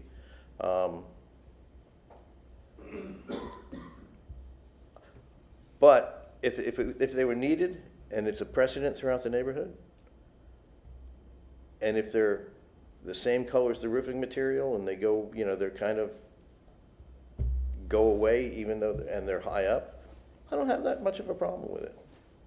It's part of the evolution, I think, and part of the law, that we have to kind of allow what we can to happen. If they went with wind, would they'd have a windmill? Where would that go? I don't. Those are just my thoughts. Okay. Let's see, now we're not asking questions any longer. No more questions. No more questions. I think Commissioner Prokop has made a goodly number of very good comments. And the windows, for instance, on the south elevation, there's a triple window, and there is a triple window in the existing house on the south elevation. And referencing, we can be convinced that something is reasonable because you say, well, look, this one has this dimension, and these windows that I'm putting in have this dimension, and they may be a slightly lower, and well, maybe that's okay. But we didn't get that, and we really didn't get to to this rain screen stuff because we were focused on the solar part, and I would hope that if, today's December 2nd, if somebody wants to buy solar, it's kind of, yeah, it has to happen right now. But I also know that you can buy X amount of solar and then on areas that have been already approved. And then you can say, well, what if I add to it? And they go, well, then you add to it, and that's okay too. So I don't think we need to be we need to feel like we're in a box, like, oh, we have to do this tonight. No, we don't. Because he's already got, the applicant already has a goodly quantity, and he has, I think, a number of, the addition form is not a problem. It's just its materiality. And so I think that I don't think we need to approve this tonight. I just don't feel that we have enough information, and there are too many things that staff themselves, has told us these are not acceptable. We can't, we need this to be reconsidered, and I feel like a continuation if the applicant is Yeah, so to the three parts, the solar, I'm with most of the commissioners here, I can't see putting something in Zone A. We have the ability to extend out the lanai out the back and get the panels there if we need it. We don't even know if we need it or not. We're not even sure. The applicant indicated that he wasn't even sure that 50 panels is what he needed yet. So I don't know that we've exercised our due diligence when it came to what we actually need. So for solar panels, I'm kind of like, okay, you got what you have, and I'm okay in the back, and I'm okay with that. The addition, I'm with everybody else. I like the shape of it. The materials, we didn't really see any materials. We didn't see a window sample. We didn't see the door samples. We didn't see any of these other things, right? So yeah, I'm okay with the shape. Just I think he needs to readjust and with the material palettes that is more conducive to the original home. The porches on the side, I'm a big porch fan. So I think there's a way that he can enclose part of the downstairs, take the stairs off, and leave upstairs porch the way it is, open. He gets the bathroom. He gets his electrical panel enclosed. He gets rid of the security issue with his kids, and everybody's happy. I think there's a way that you can work around that still without enclosing those porches. I really like those porches, and I like the way they look. So, that's the short version of my comments. So, I really like the porch upstairs and think it would be fine to enclose the bottom half, as Tim just stated. And for the solar panels, I would personally be against adding solar panels in Section A. And overall, I think the materials should align a little bit more with the in-place in-place materials. Yeah, that is my thoughts here. Okay.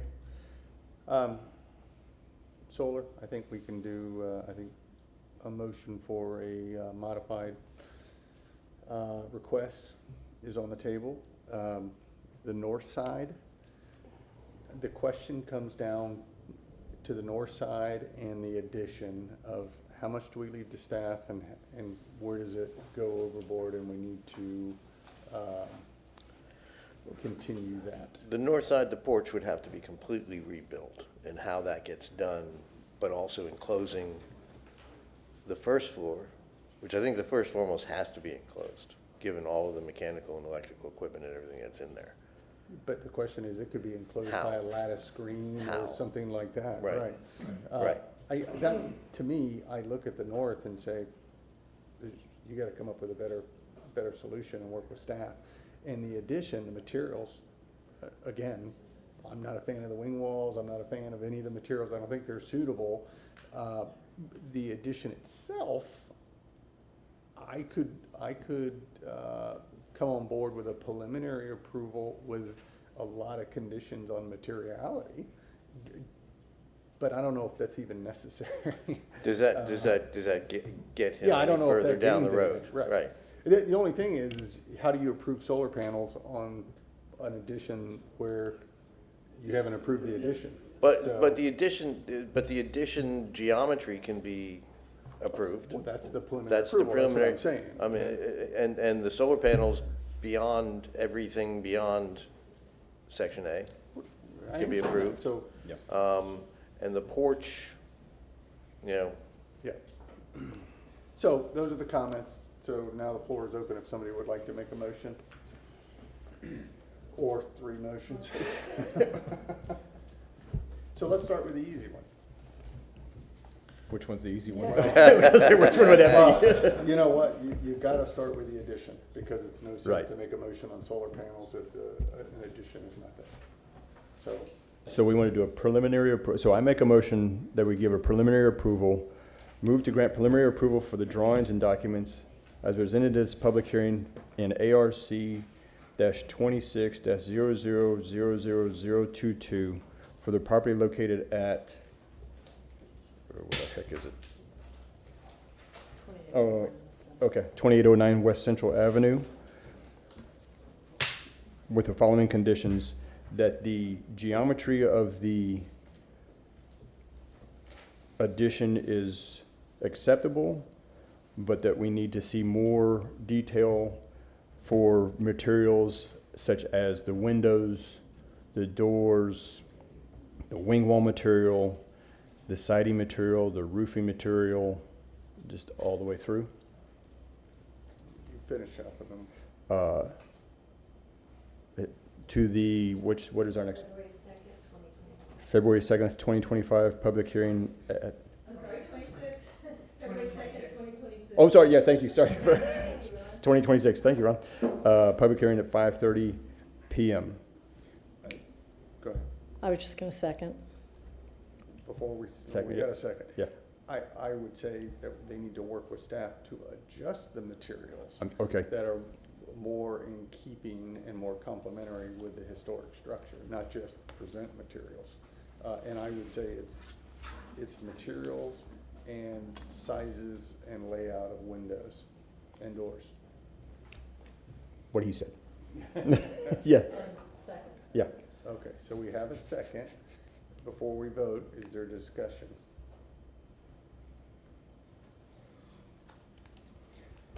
Yeah, yes.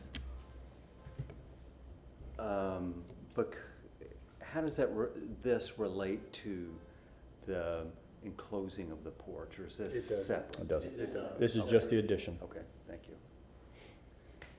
And so for discussion, the wing walls. Are the wing walls included in this working with staff, or are the wing walls a given? I think my opinion is it's working with staff on that. For instance, I could see those wing walls staying, but be clad in a different material. Okay. right. Be clad in hardy or cementitious. Or even Or something or even else. brick that's Or- compatible with the piers or Yeah, something. I think a different there's, material. I guess that's where we were. because it's, we don't want to legislate design. Right. Absolutely. Yeah. Dana, do we need to adjust the motion to be more clear, or no? Does the maker of the motion accept the clarity that was just provided from the discussion? I do. Okay, and does the second Yes. agree? Okay. Okay. Seeing no more discussion, the applicant, do you understand the conditions of this motion, and do you agree with them? Thank you very much. Would you, I understand the solar aspect. Can you? This has nothing to do with solar. Okay, I'm This is- sorry. This is just the addition. I would appreciate if you could, I'd appreciate a little bit more guidance, because we have gone through this twice. For instance, if I kept there's more things that you guys are looking for that I can make sure that I'm providing. Well, Dana, do you want to say it, or do you want me to say it? Dana Crosby Collier, City Attorney's Office. This would be preliminary approval of the form of the addition, and then you would go back and work with staff Okay. to come up with more compatible materials and Window the wing layout. walls. And then when you come back February 2nd, then the commission will consider your proposed material selection. But this will approve the form so that your solar panels can be placed on the, you know, you can plan the placement of your solar panels. Okay.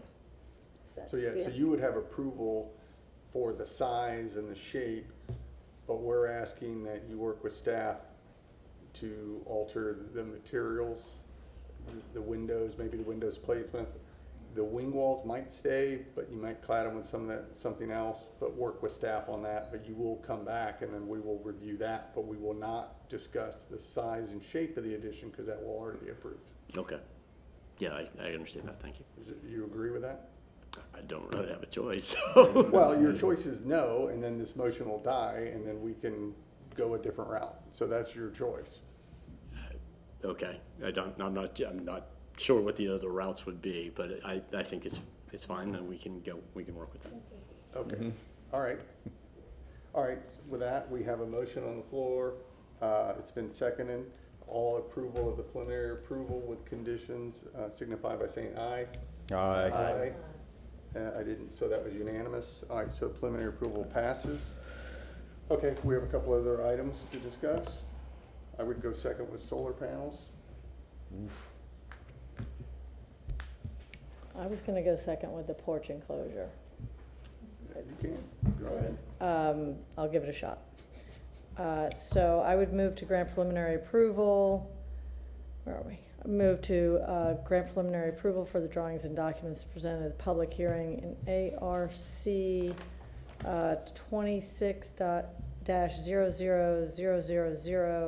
26-000022 for the property located at 2809 North Central Avenue with the following conditions: that the applicant work with staff to propose possible partial closure of the first floor of the existing two-story open porch, and work to maintain the open condition of the upper story of the structure.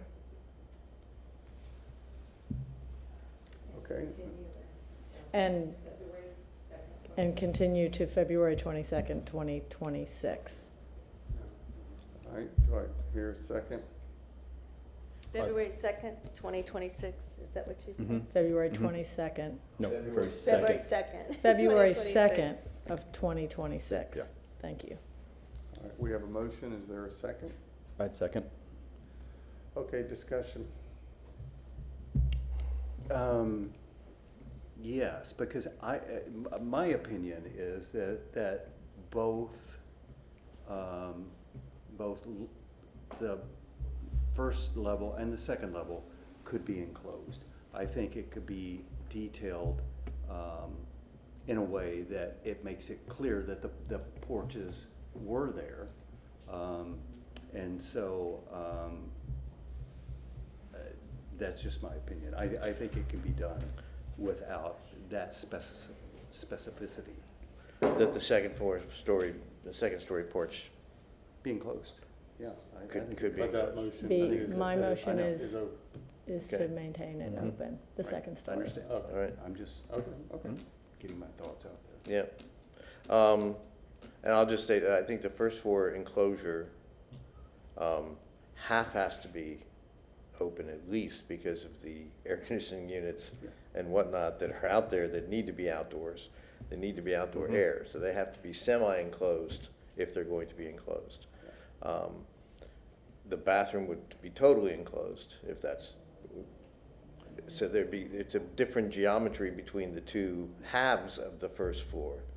So I'm not sure. My we're being- motion said to work with staff on the possible enclosure of the first floor, so they can opt to fully enclose it, partially enclose it. Okay, And I don't I'd know like to how, leave I don't the know how you second put a bathroom story. in there anyways without moving that electrical panel. Oh, well, that's not our job. That's not our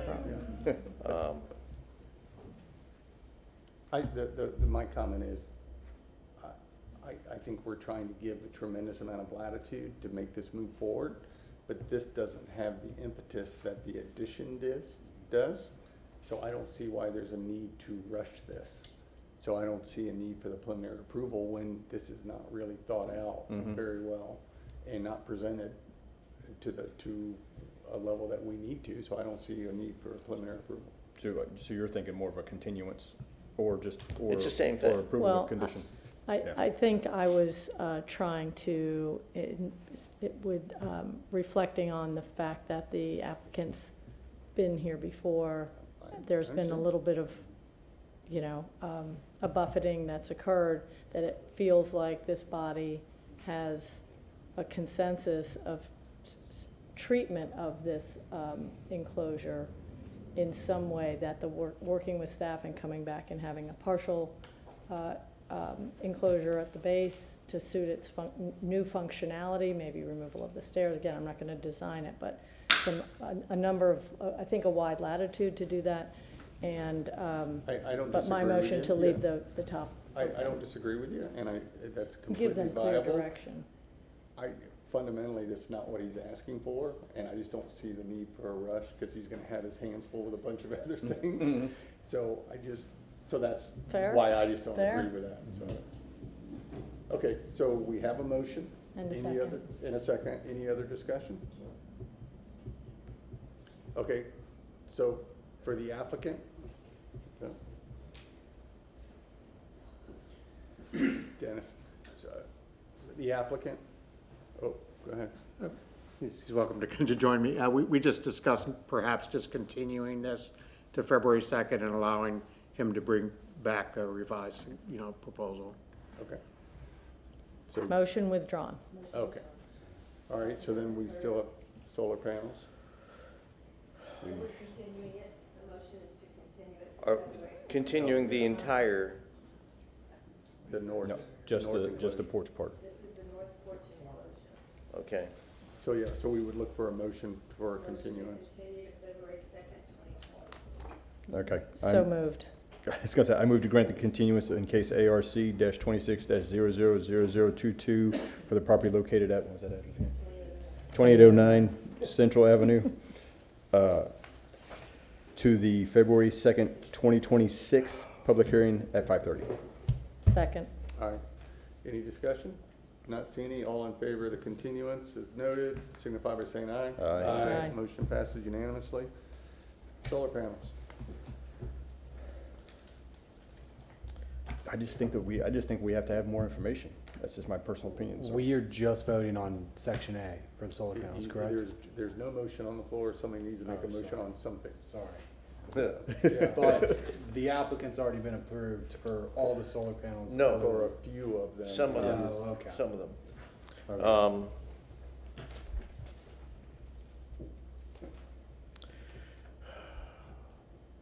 I think it's discussed, that if we approve everything to the east of the main house, plus what they've already been approved, that gets them an awful lot of solar panel capacity without Area A, because we don't know that Area A is necessary or not necessary. I think it just comes down to that. And I think that's the motion. Okay, sounds great. I move to grant, and this would be a final approval for the solar panels. I move to grant a final approval, or certificate of appropriateness for the drawing stocks as printed this public hearing in ARC 26-000022 for the property located at 2809 North Central Avenue, for all of the solar panels previously approved and to the east of the main structure. Because based upon finding of fact, the proposed project is consistent with the, okay, where are we? Tampa Heights design guidelines of the city of Tampa. Hi, if I'm Dana Crosby Collier. The applicant has labeled these on his plans, and the areas that are being approved tonight would be Area 2.1, Area 2.2, and Area 2.3. What is Area A from a numeral standpoint? We've seen It them didn't all have in a letter numeral. standpoint. It's just, no, we did. Okay, it's just. So We did. C, We saw B, and 2.1. D have been approved previously, so they're fine. You're looking tonight at Area 2.1, 2.2, and 2.3. So one of those was Area D. Which one is that? D's on the north side, on the other. D and is it was in the pre-approved. very middle of the Yeah, roof and it's on the south side, And it was pre-approved. and it's been approved. Can we just put that exhibit back up to Here make you sure we go. know I've what got we're it doing right here. Just for clarity, the letters are all the existing building and the numbers are all the addition. So A, B, C, A is the one on the, and then Okay? Yeah.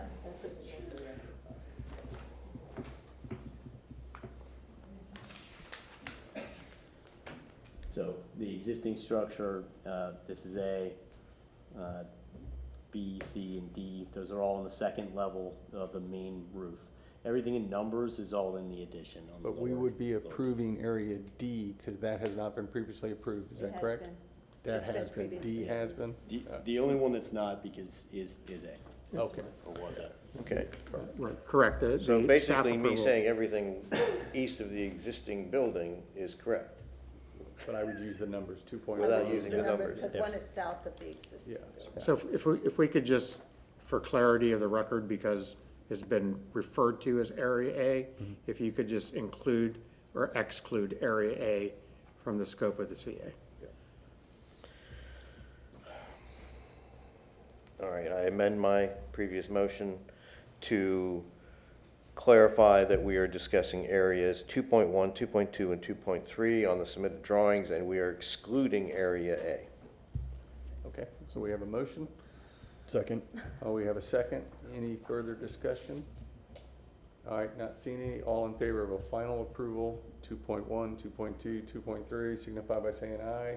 Aye. Motion passes. Okay. That is the end of this case. All right, congratulations, good luck.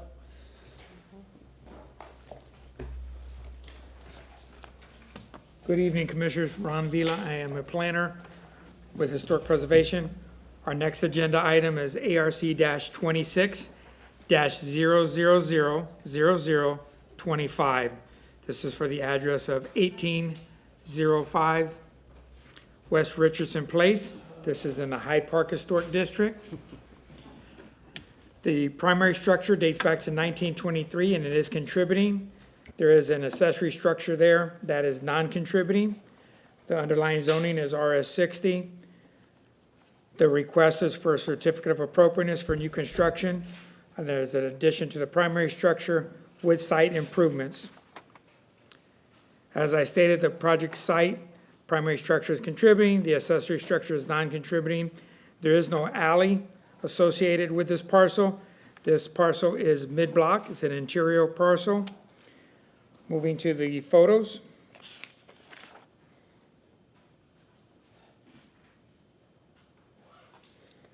Starting with the 1929 Sanborn map, area in question is highlighted and circled. It does face Richardson, which is this Second Street off of Bay Shore Boulevard. This is Bay Shore Boulevard as you go into the district. You have Richardson. This property is just to the west of Gumby. I want to zoom in for a minute. This parcel has a very large side lot to the east. If you look here, property in question, and then to the east of that, there is a structure there. In between, there was in 1929 a legal lot of record. That lot has been split by the two abutting property owners, and that's why this property has that generous side lot. A lot of the addition is going to go in that section. That's why I wanted to call it out. This is our vicinity map showing that the primary structure is contributing. You see the location on Richardson, just as I stated, a block off of Bay Shore and one parcel in from Gumby.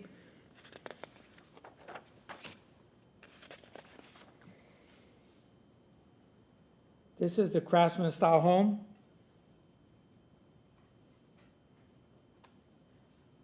You see the low slope hip roofs. It does have a current of 5 V-crimp roof. The addition will take on this roof as well. Focusing on the first floor, this is masonry over frame. You see the welcome walls that come out. You see some of the historic features. You see the stucco patterns. You see the installation of the windows, how they're recessed into the stucco. You see the proportions and the size of the columns here on the front porch. This has a beautiful wraparound porch to the east. The wraparound porch will be exposed as part of the addition. It will not be compromised. The addition will be behind that wraparound porch. This is the abutting structure to the east.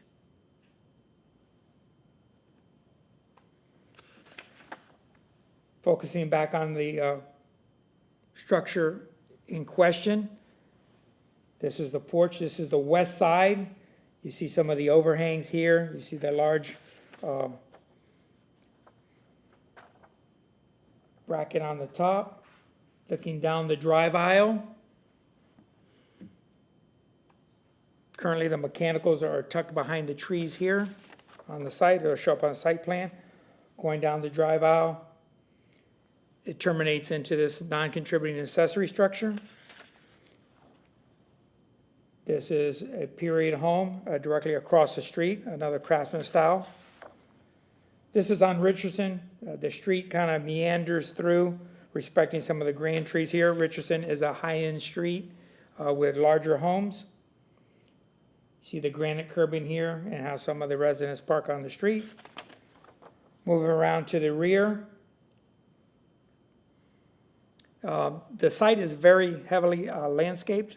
You'll see that in some of the additional supporting documents that the agent will show. But this is to show the masonry as I talked about. You see the installation of the windows here. Up top you have the frame. The corners are mitered here. You see the generous overhangs and the rafter tails. Currently the house has a series of these steps with the welcome walls. As part of the addition coming forward, they're going to reintroduce these welcome walls. And lastly, in the rear,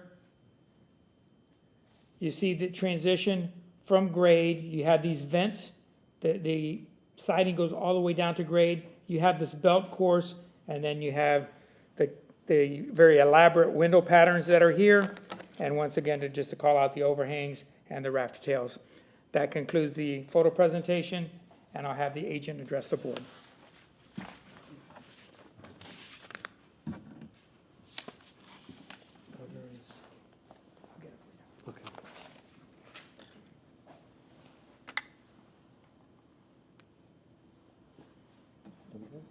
Yeah, well, it should be here, right there, it is right there.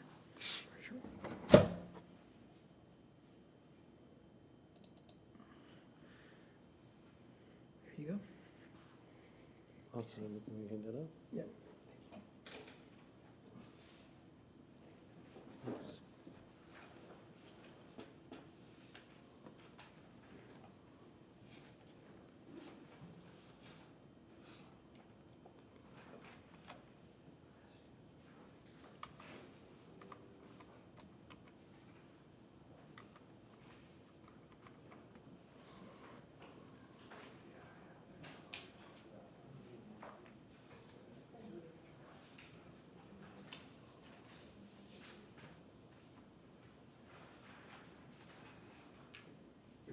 Yeah, just real quick.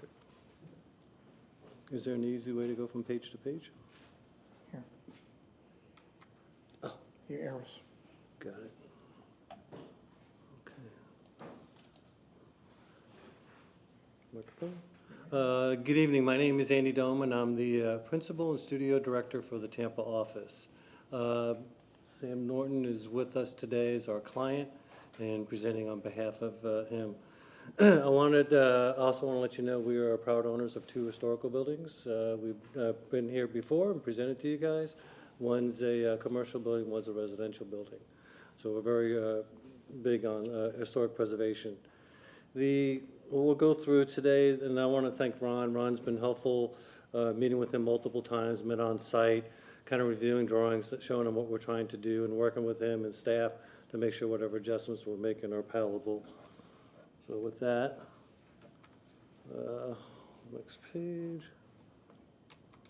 Bear with me, I'm sorry. Lost my mouse. This is the structure as it is today. As Ron mentioned, we're looking at putting a great room on the back rear corner of the house, along with a master on the second floor. And then we're doing some minor site improvements that I'll walk you guys through. Currently, the house is 2,000 square feet, and we're looking to grow the house to about 3,500 square feet. As Ron mentioned, it's currently located off of Henderson. It is between, Richardson. It is between two large structures. As Ron had mentioned, there used to be a lot in between the two houses to the right.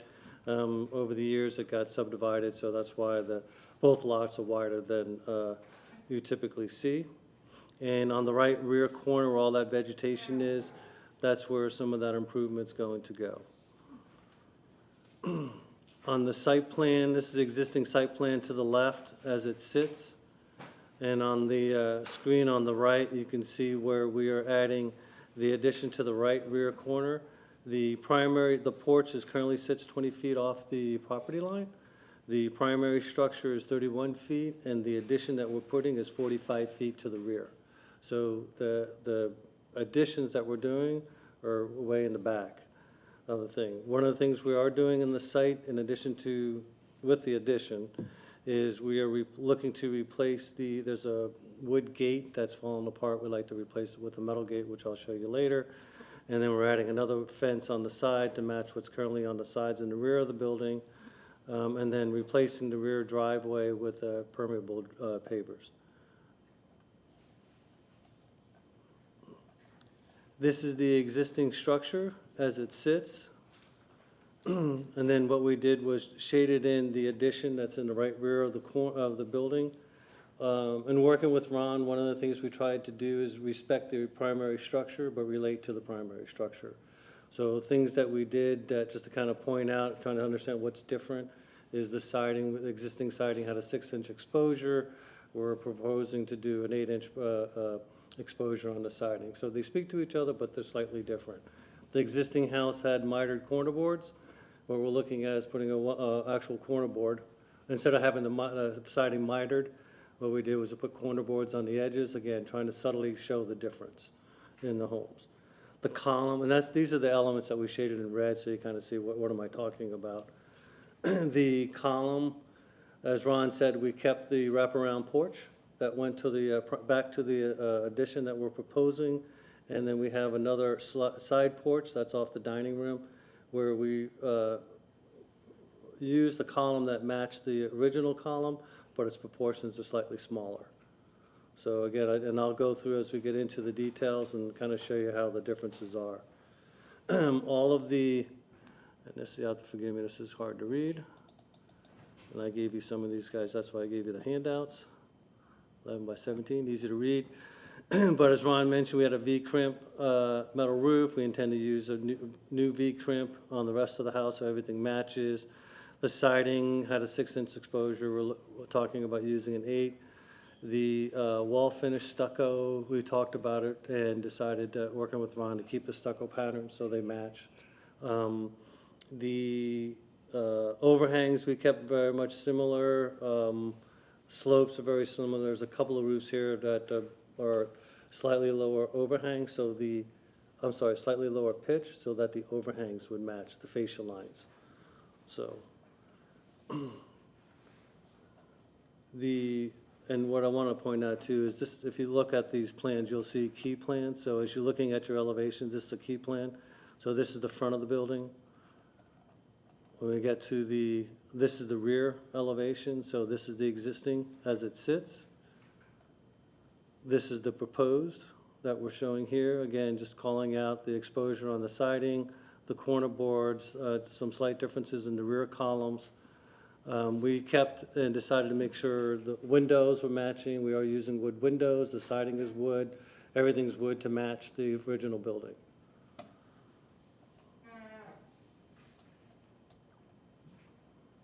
This is the left side, or it would be the west side of the building. And again, just pointing out the siding, corner boards. We did locate the AC, so you could see on the existing, we had one AC unit, or because of the addition to the building, we're adding another AC unit, and we located that around the corner from this addition. Just to go back to the site plan, just to kind of show you also where that equipment is. This is our existing AC unit, and then this is the new one that we're putting around the existing structure.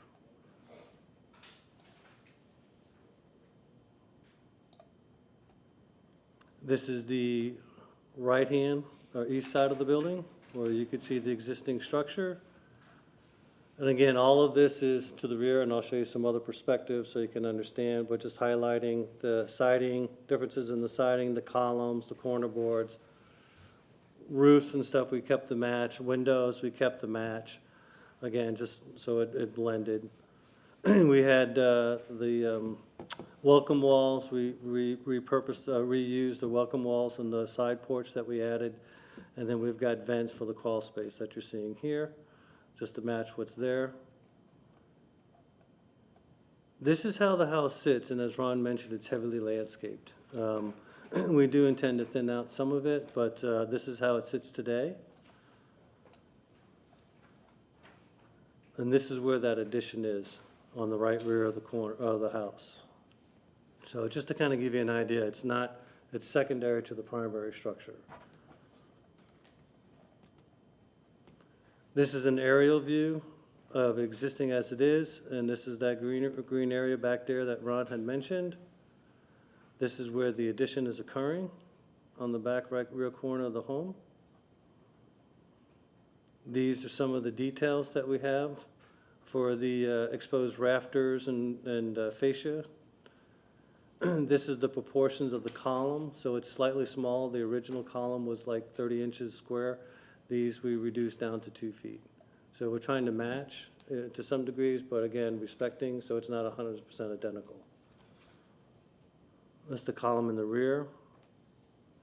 These are the existing, the windows are meant to match the trim. We decided to go ahead and match the trim around the windows. On the, some more views of the overhangs. All the overhangs were 2'6" to match, but there was one that we had as 2'7". And again, I wanted to note out there's a couple of roof slopes that we changed from a 312, from a 3.5 to a 312. It's so subtle, I have to tell you, so you can understand there's a slight difference. But again, this was trying to get fascias and stuff to line up.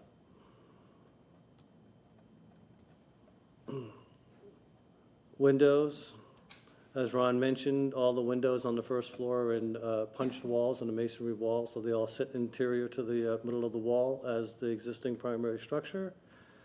Trimmed out to match what's there, and then on the second floor, it's in a frame wall with details, again, to match what's on the house now.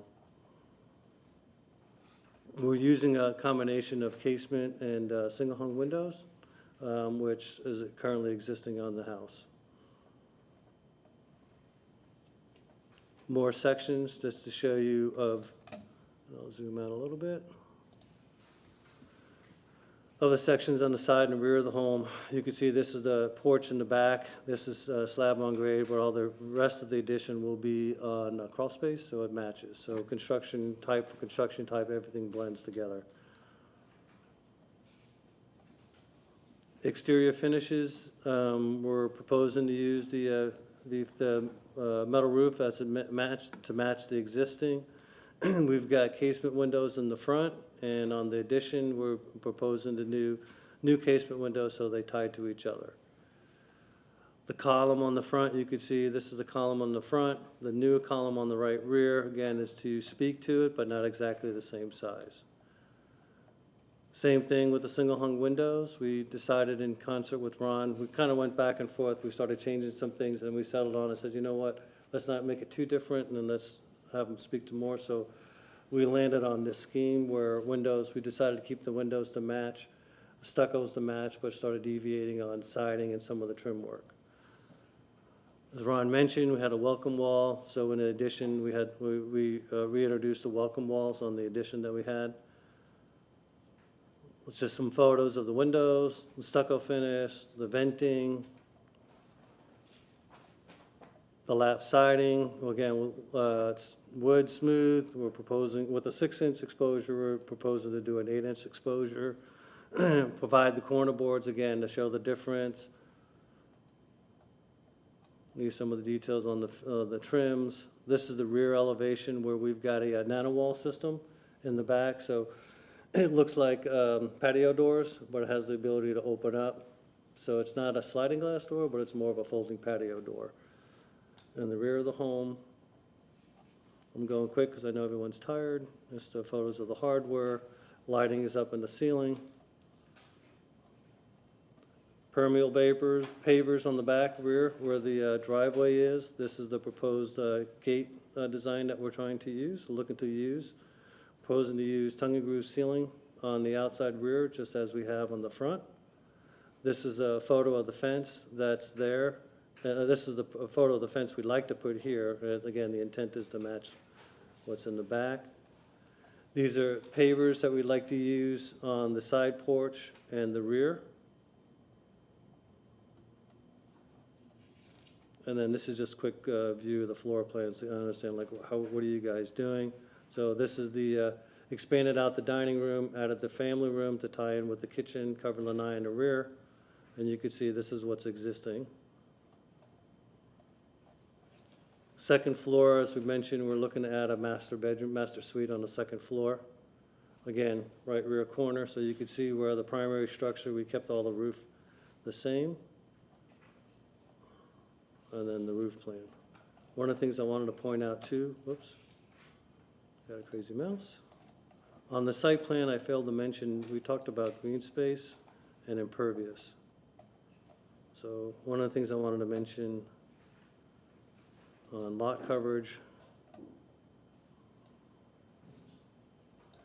is we're still within the ISR that's required and what we provided, and the same thing with the landscaping. So as Ron mentioned, we had a wide lot, so we took off pieces of elements and then replaced them, and as we balanced everything out, yeah, we still fell within the guidelines. With that, I'll leave it up to questions. Thank you very much. Thank you. Good evening, Commissioner Ron Beal. I'm a planner with Historic Preservation. Staff finds this application is consistent with the Hyde Park Design Guidelines and the Secretary Interior Standards. We reviewed the plans on November 11, 2025, and there's been some modifications made to those plans that were reflected on the presentation this evening. Using the Hyde Park Design Guidelines, we reference portions of that, the scale, the massing and building form was met through this request. The roof forms, the facade proportions, and window patterns were also met and were reflected on the drawings this evening. And using the Secretary of Interior standards, we look at the fabric that's there. The introduction of the addition should not destroy the materials or features on the historic home, which this is a sensitive adaptation to what is there. The location and the massing, the subtle differences while respecting the historic home, all of these attributes go into meaning that is consistent with the criteria that we have. Having said that, I'm here to answer any questions. Thank you. Great, thank you. Is there anybody in the public who's here to speak for or against this project? Okay, not seeing anyone. We will go to questions, starting on my left. Good evening. Thank you for that presentation and for all the subtle moves that were made and distinctions that were made. And I have no questions. All good here, no quick questions. Yeah, echo that, appreciate the great presentation. The only thing that I don't see is in your soffit details, and maybe I'm just not finding it, but the underside of your soffit material, what's existing and what's proposed, right? I just see plywood sheathing. But is there something else about it?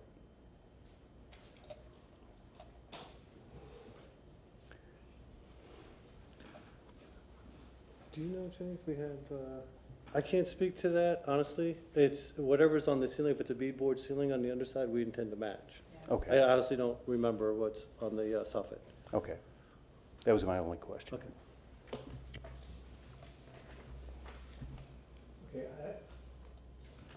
I have a question for staff. Sir? Yeah, it seemed like on the last project that staff was suggesting that if it's an addition, it does not need to use wood siding as long as, you know, if it's hardy board and it's smooth, then is that okay now? I'm confused. Not in my interpretation. You know, if it's attached to a contributing structure, the material shall be compatible. This board has been consistent by policy or by just, by motion, that the addition should be, carry that same material, whatever that material is. New construction, it takes a Right. different vocabulary. You can introduce hardy on a detached structure or new construction altogether in a single family. But for an addition to a contributing structure, we have been consistent, and this request reflects that, is they're continuing the wood siding. Right, okay. All right, thank you very much. Yes, sir. And is there any evidence that the entire second floor was added? Not to my knowledge, I think it's original. So it's original, Yes. okay.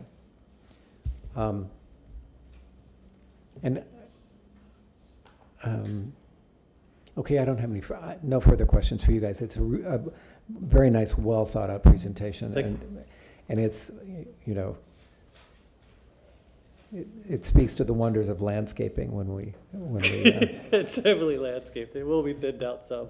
yes, thank you. Hey, good evening.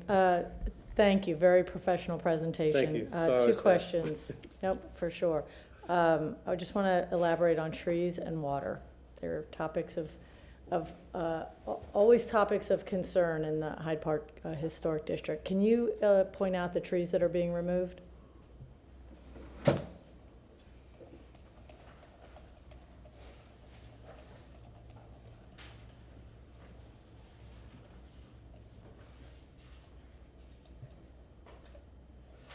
They're on the site plan. Just give me 1 second. Yeah, I saw them. I want to just elaborate on what they are, what's being removed. So TR 17 is a mango, which is one here. TR 14 is a jacaranda.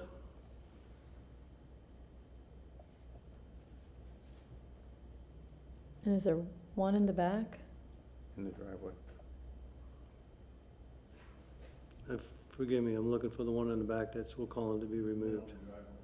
Oh, in the far back, that's bamboo? Is that on the back property line? Is that where you're looking at? That's not designated. Where you got, there is a third. Where's the third? It's right there. It's not called out, it just says planter. Okay. Oh, gotcha. Okay. Okay, great. Thank you. Okay. And then you came back to it right at the end in terms of your permeable Yes. and green space. So again, just, it's important, I think, for the record, can you just call out the specs that you've got here? Your first floor is adding the equivalent of about 60% of the existing. So I'm sure you're meeting minimum requirements. Can you just elaborate on what your lot coverage is? Just call out. The lot coverage right now is... I'm sorry, the permeable versus impermeable We're- specs. It's listed here on the right. So you could see where we got the ISR required. Yep. Is that what you're asking about? I am, so you're just under at 46. Yes. Okay. That's it, thank you. Okay. I'm going to echo what everybody else said. Thank you very much for a very well thought out and professional presentation, and I have no questions. Great, thank you. Excellent presentation. I have no questions. You have 5 minutes for rebuttal if you so choose. Thank you. I'm just looking for your approval so we can all go home. Great. All right, at this point, we're going to close the public portion of the hearing and move on to discussion. I honestly think that, you know, there's a right way to do all these things. And I was concerned about this one in particular because it is projecting past the side, and it's, you know, normally we like to see them tucked behind everything, but because it's so far recessed, even though it's projecting past the side, everything is diminished. You know, the change of the column size, the change in the, even the I guess it was the roof seam spacing from 18 inches to 24 inches, that changed. The siding facing, you know, changed. I think it's very clear what's new, what's existing. I think it's just very well presented and does all the right things. I agree 100%. It just, to your point, when I first reviewed it, I thought, oof, this is going to be tough because it's protruding out the side, but I think they did a really good job of making it look cohesive and still making the changes to not make it look like an original part. So I think they did a really good job working with staff and getting good guidance and moving along. Okay.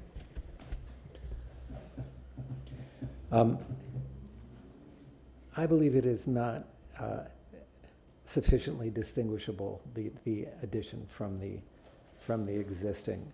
And I would have liked to have seen perhaps a different stucco or a different material, or it could have been, you know, it could have taken the wood all the way down. But I don't feel that that's a sufficiently steep hill that I want to die on it. Go ahead, finish.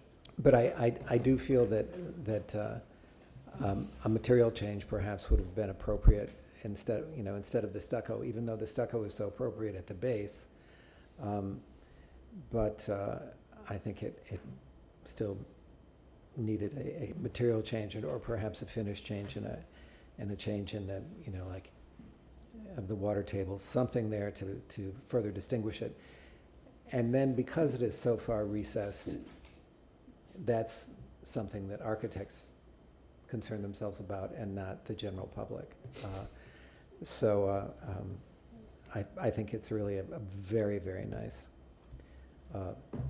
addition. And I am not concerned at all about the windows in the back, even though they do,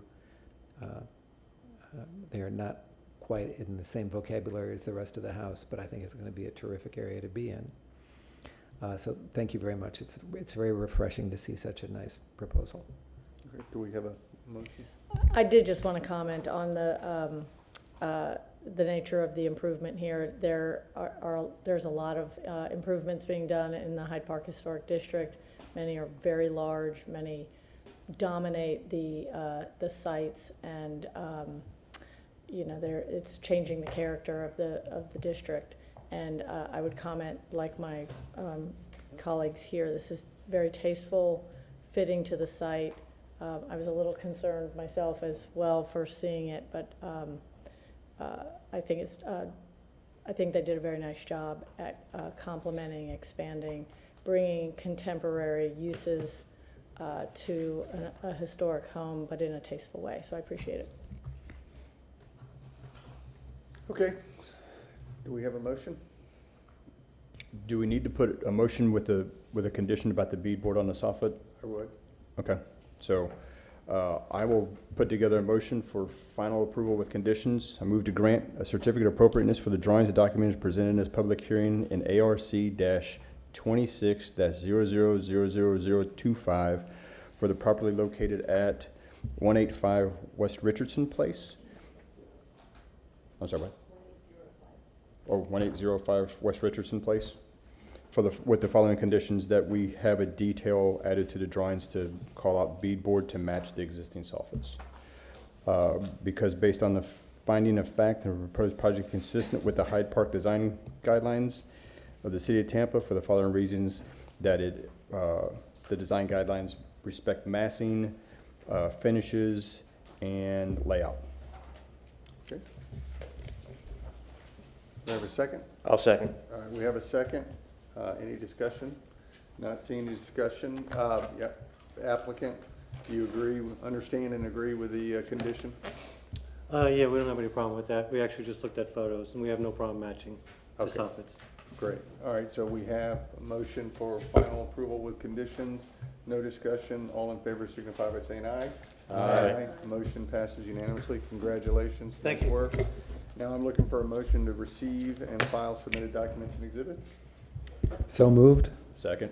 All right, no discussion. All in favor signify by saying aye. Aye. Motion passes. And this hearing is concluded. Thank you, guys. Will, thank you very much.